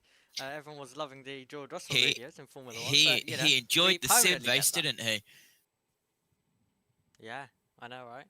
Absolutely. So yeah, great to see Dan Tickton at the top at the moment. Of course, we discussed it in detail yesterday about him as well. So yeah, at the top at the moment. We were talking about his possible title challenge if things could just materialize for him. But yeah, looking good, and of course he's always gonna have that. One thing of always being loud over the radio, but I think that's what makes Dan Ticktum Dan Ticktum.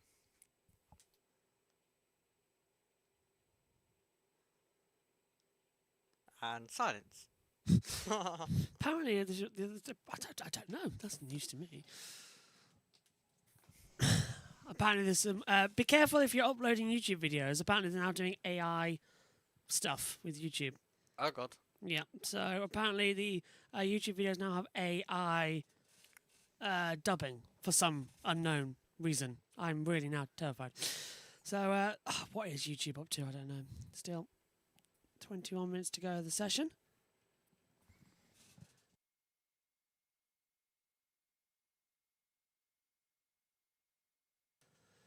So, Nikolai's asking, how are you guys? Interesting, I think is my word. Very tired after today. A lot of running, 6 hours. How are you, JT? Feeling better? I'm alive. He too was sick this morning. Omi, you've just been fine. That's what happens, I guess, when you're up with the Americans all night and only get like 2 hours sleep, and then you like wake up. Brilliant. What were you doing just with the not feeling Americans? 100%. So I saw that on Sky Sports Plus after the thing that I watched, it was the NBA. So I just spent multiple hours in the Twitter group chat that me, Matthew, and Seth have just taking the just having a little bit of fun with the Americans, let's say, and quote unquote commenting and commentating on the NBA game that I was watching. We went into tons of topics. We went into Brisker F1, but that's no surprise at all.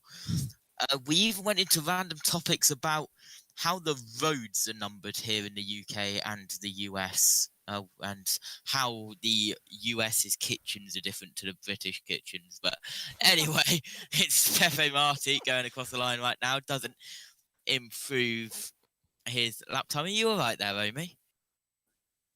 Yeah, just very interested in what was taking place over the night.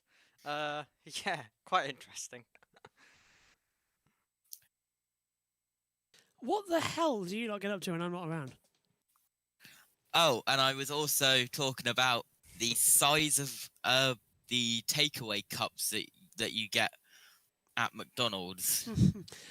Just quickly, Nicola's saying, when will the next FE bar be and will there be one after testing? There will be one after testing, but also the FE bar is now. You can join in. We're in the FE bar now talking. That's where we are located in the Formula E Zone Discord. And you can come on and have your live conversations throughout the week. So this is all the FE bar as well. CRM is saying, I'm tired because I stayed up to watch Game 3 of the MLB World Series. It got to 18 innings. I did, in fact, get a message from Seth Eves from USRN saying, this baseball game is still going on, JT, if you're up. That was 5:32 a.m., 1:32 a.m. Eastern.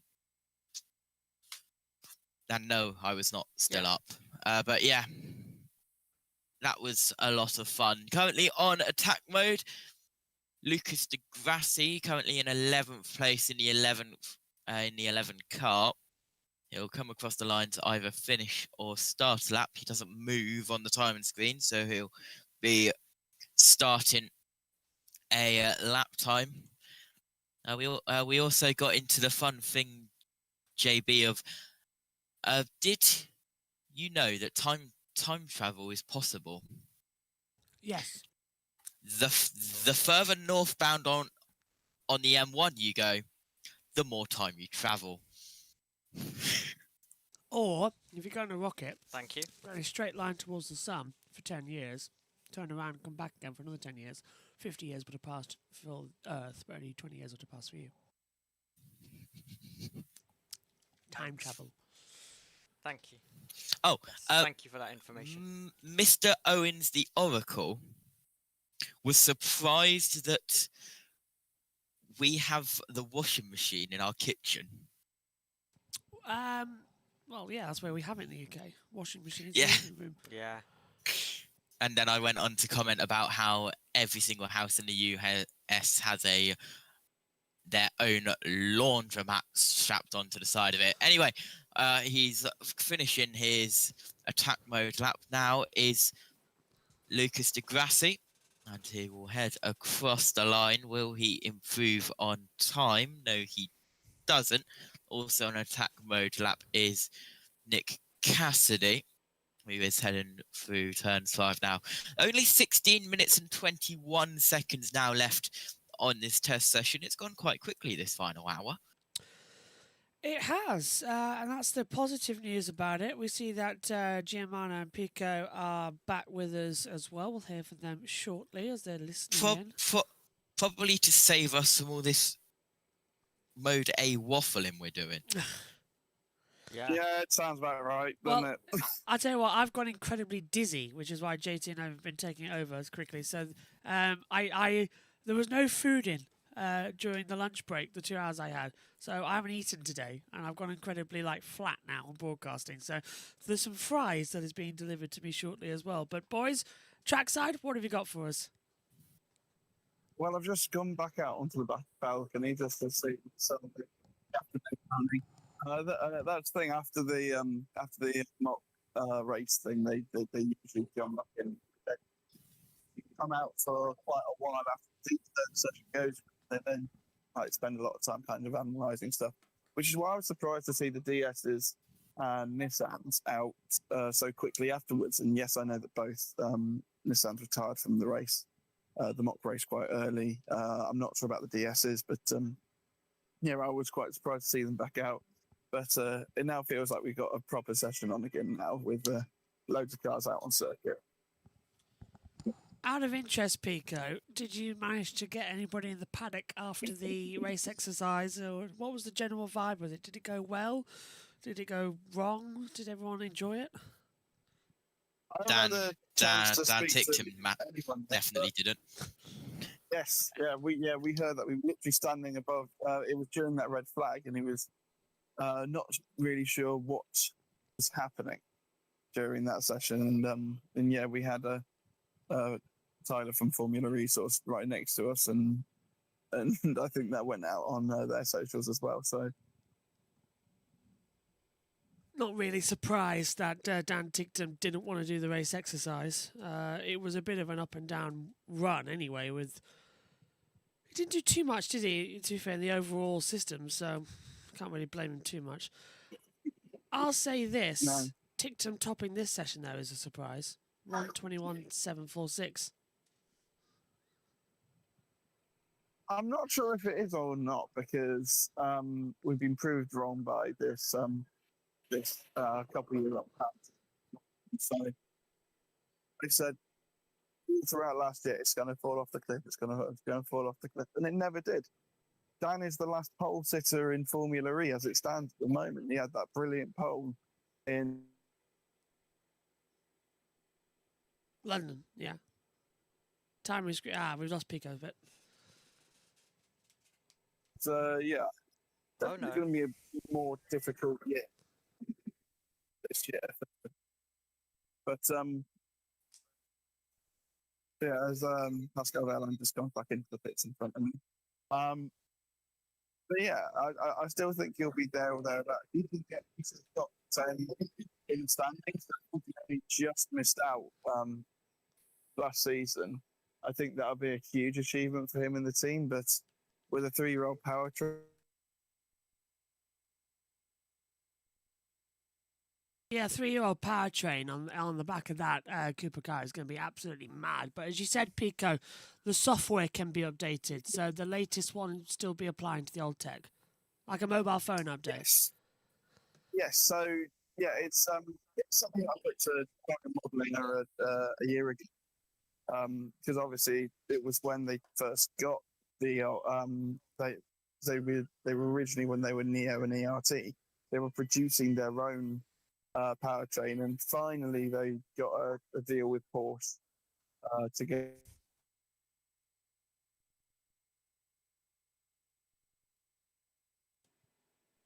Oh, we've lost Pico again. Signal's not great on the balcony. Sorry. Hello. Signal's not great on the balcony, mate, but yeah, we can hear you. Yeah. That's really how it is. I go right up against the wall, it might help.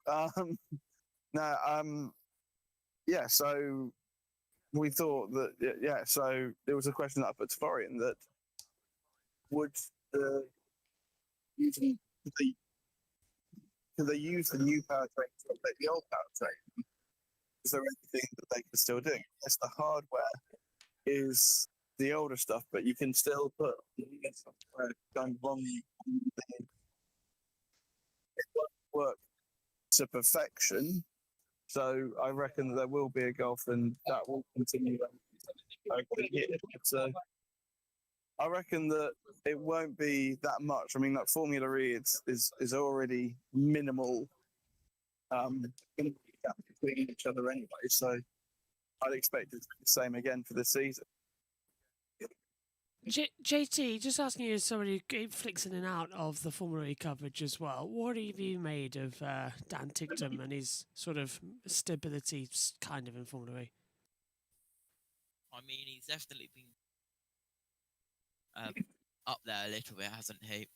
In the last race of last season, that was a good weekend for Dan Ticktum, and he's looking to continue that with the top at 121.746. Quite an active track at the moment. Muller, Gunther, Marty, Barnard, Mortara, Dogovic, Dennis, Da Costa, Remy, Ericsson, NATO, and Roland all out on track. Only 8, 9 cars are down in the pits at the moment. Omi, now just 7 as the freeze comes out. Yeah, sorry, go on, Omi. I'll Pico after you. Absolutely. No, Go for it, Omi. Oh, thank you. Yeah, looking good out there on the circuit. Plenty of cars currently circulating. I was just about to say, Nicola also saying in the chat, hopefully Dan will have plenty of podiums and wins across the season. I think there's a good chance. I think there's a very good chance of that. So I'm excited to see how you'll get on across this season. I'll let you go for it now, Jack. Yeah, I think Dan, the maturity of Dan Ticktum has been huge, and there are quite a few people who hold him to what he did when back in 2015. And he has held his hand up and he served his time. He was out for 2 years, not being able to race because of it, and so yeah, I think he's fully earned his seat in the Formula E. He was damn quick in F2, and but he saw that door closing, so decided to jump ship. And last year was the first year where he had a car that he could actually do something with, and so and we saw what happened there. It was his first season that he won, that he got a podium, he won a race, and like arguably put the league top 5 in the championship if other things went his way. So, yeah, he's shown that he has got real speed. 8 minutes to go in this third session of the test. Here at the circuit, Ricardo Tomo in Valencia. Dan Ticktum is fastest, Muller second, Evans third, Barnard fourth, Cassidy fifth as things stand, and JT 16 cars on the circuit at the moment. Yeah, only 4 in the pits. Everyone except Ticktum, Cassidy, Verline and Grassi are out on track. A couple of drivers on that attack mode looking to get some faster paced laps in, and I believe I can hear we have Pico back. Yeah, Pico is back. Hello? Yeah, hello, Pico. Yeah, no, I just thought, well, I got summoned. Yeah, we just got one of the heroes back in. I saw him out on circuit, but yeah, he's obviously like learning today as well, like doing the mock race and everything. 'Cause he's the only one who hasn't done a Formula E race. Yes, there are 3 rookies on the grid, but Dragovic had the weekend in Berlin, and Ericsson. Actually, Ericsson isn't a rookie because he did half the season in 2021, I think it was. To replace Brendan Hartley for 10 races, yeah. Yeah, something like that. Did a couple races a few years ago, when there was a clash between Wet and Formula E extinguished. I suppose the only good thing about Joel Eriksson having time is only that, unlike Jose Maria Marti, it's not going to be thrown into the deep end trying to learn a new car in just a week. He's going to have that 10 race experience backwards, but that was in a previous generation of cars. Yeah, absolutely. It was, but I guess some bit of experience is always useful than none at all. I'd love to actually know from Jack as well at the moment, because we had a long discussion about where would we like to go for the UK Formula E race after the Excel, and we also put a poll in the chat, or well, Q&A more like in the chat as well. Jack, where would you probably want to see us go in Formula E next to a UK race? For me, it's either Donny or Brandt. I think Donington. It was the original home of Formula E. That was where the first mock race happened back in 2014. It was where all the teams were based. Yeah, I've in the first just season, popped in. and everything. And but yeah, Brands I think is a good option as well. You could technically call it the London E-Prix. It's about the same distance outside from the centre of London than the Sanya circuit is from Sanya. I mean, Jakarta was about 20 miles out from the city centre. Tokyo is so massive that like you could call anything in a 50-mile radius. Tokyo. So yeah, I reckon if you do want to keep it as the London E-Prix, I think Brandt would be a good option. I think the transport link to Donington would be fantastic in the history with that being played Formula E for so long. Notice I haven't said Silverstone. I work at Silverstone, and I don't want to. It's not because it's and it's not for any reason apart from Formula E does not suit the track. Doesn't suit the track. I mean, like Formula One spends 75% of that lap on. There is no areas around Silverstone to reject. And also, the whole ethos of Formula is to the team. So, if we're going to go away from that a little bit, make it a place with good transport links.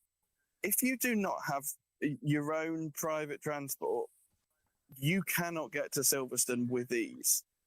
It's very, very difficult. And so for me, that's why Silverstone is a good option.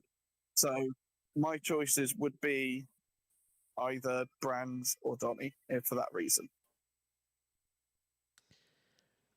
Counter argument to Jack Giamana, who this morning said that anywhere but Brands would be on the case. Jack, where would you go?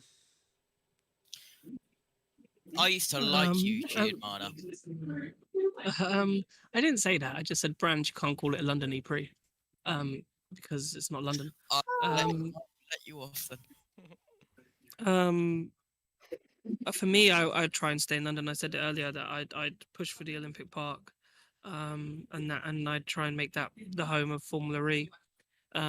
It's really interesting actually because I heard two different things. So I've heard an interview which Alberto Longo did with TalkSport, and in that interview he said that the home for Formula E in general could be temporary, and the aim is to go back to London. Whereas Jeff Dods said that he wants, wherever he goes to Gen 4, he wants to be the permanent home, which contradicts what Alberto Longo says, who's the person that makes the calendar. So I thought that was interesting. Also, That the he said at the same that interview time- that Alberto Longo did with TalkSport, granted, was a couple of months ago. However, it's just interesting that at this precise moment that those two that didn't align. That means it may have changed. The thing is, but that was the most, I think, interesting thing that I found out from that interview is that he wants it to be the home, and that's it. So I don't know if I want Silverstone or Brands Hatch to be the home of Formula E. I would prefer it to be a street track in London somewhere, and we build. Or not even in London. It doesn't have to be in London. I think maybe, I know people get London centric and so forth, but I would prefer it to be a street circuit, or we pick a city that is going to be the home of. But then I don't know.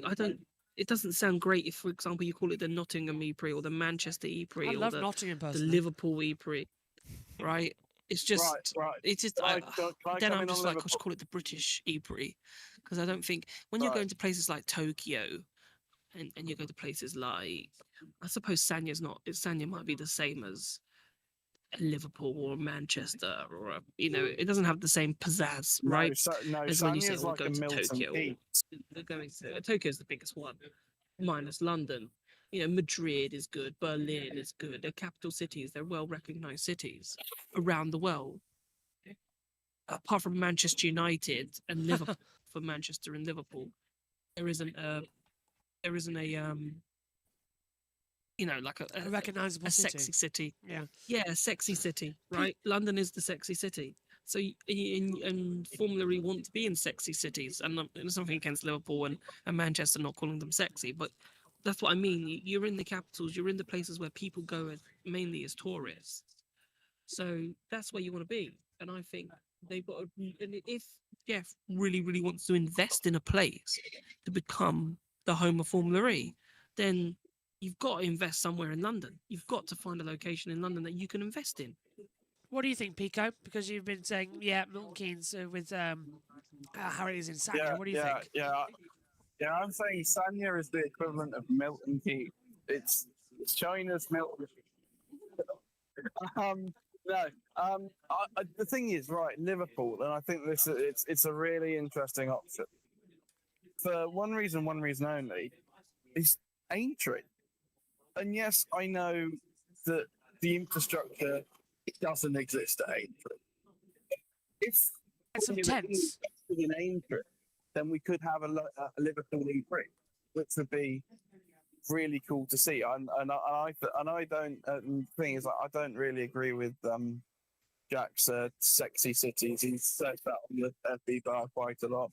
Yes, it's nice to have a few names, but the thing is, they're all hype trips unless the location exists.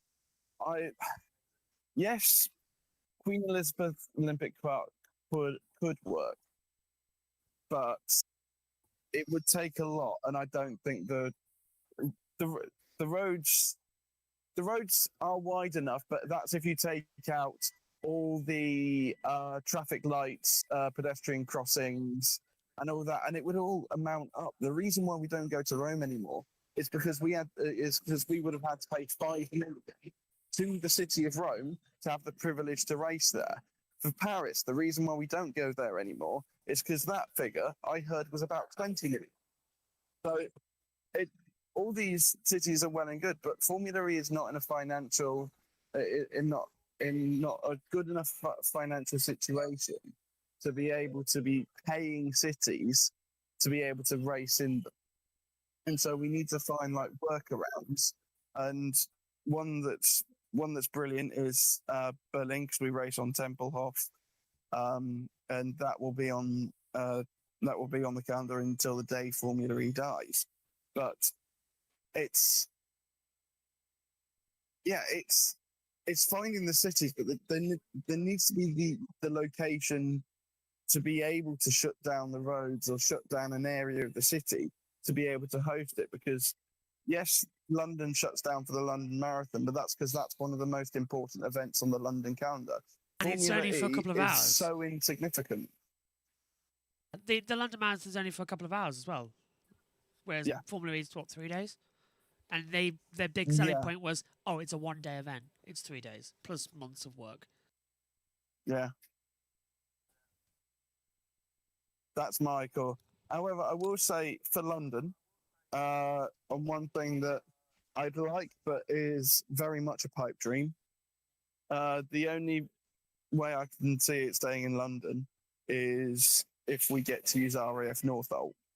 Yeah, which I think would be a stretch and a half to shut down that RAF base and use the runways. But that how about this? Could work for safety features and everything like that. How about this as another? It's not as stupid idea as what I'm about to say.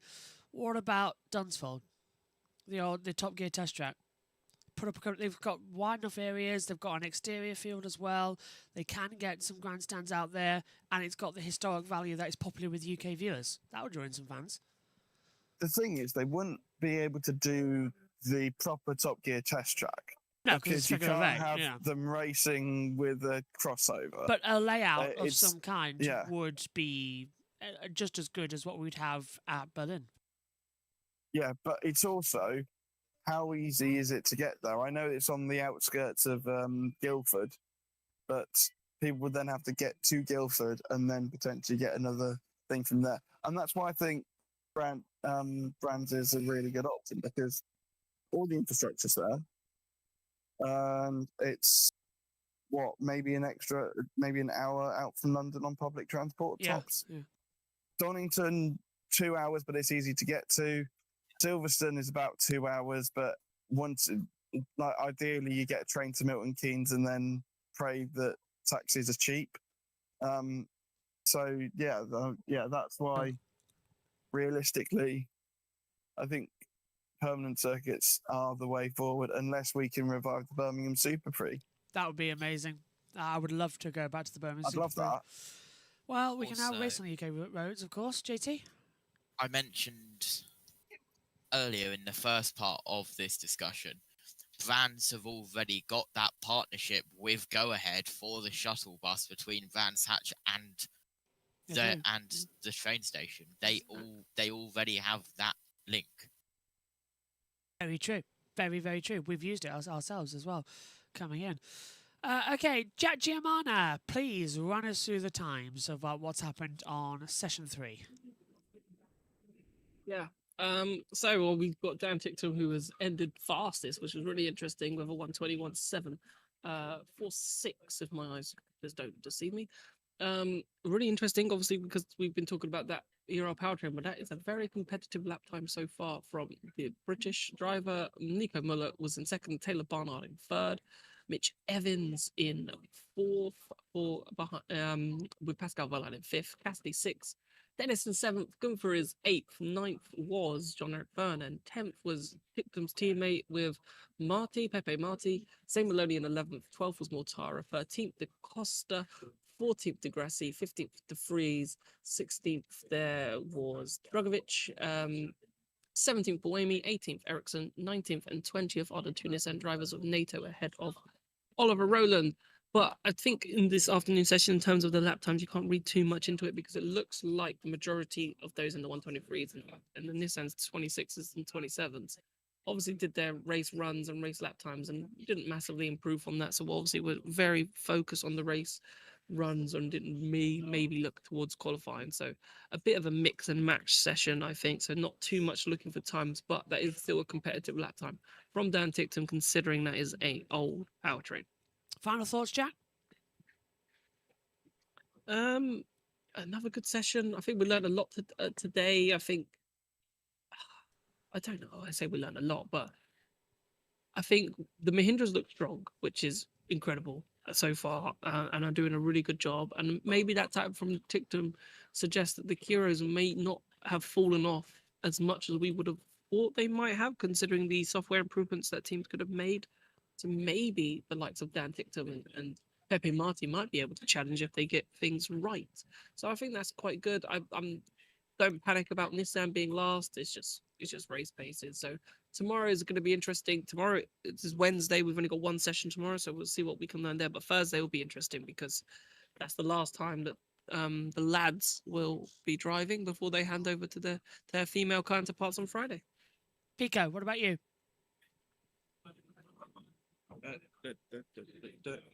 Coming over. Yeah, I think it's been an interesting day. It's nice to see the simulation race. But yeah, like Jack said, you can't really read into much. But we have got. We are now halfway through of the guys driving before we hand over to the women on Friday. So yeah, they've now done half of their running, but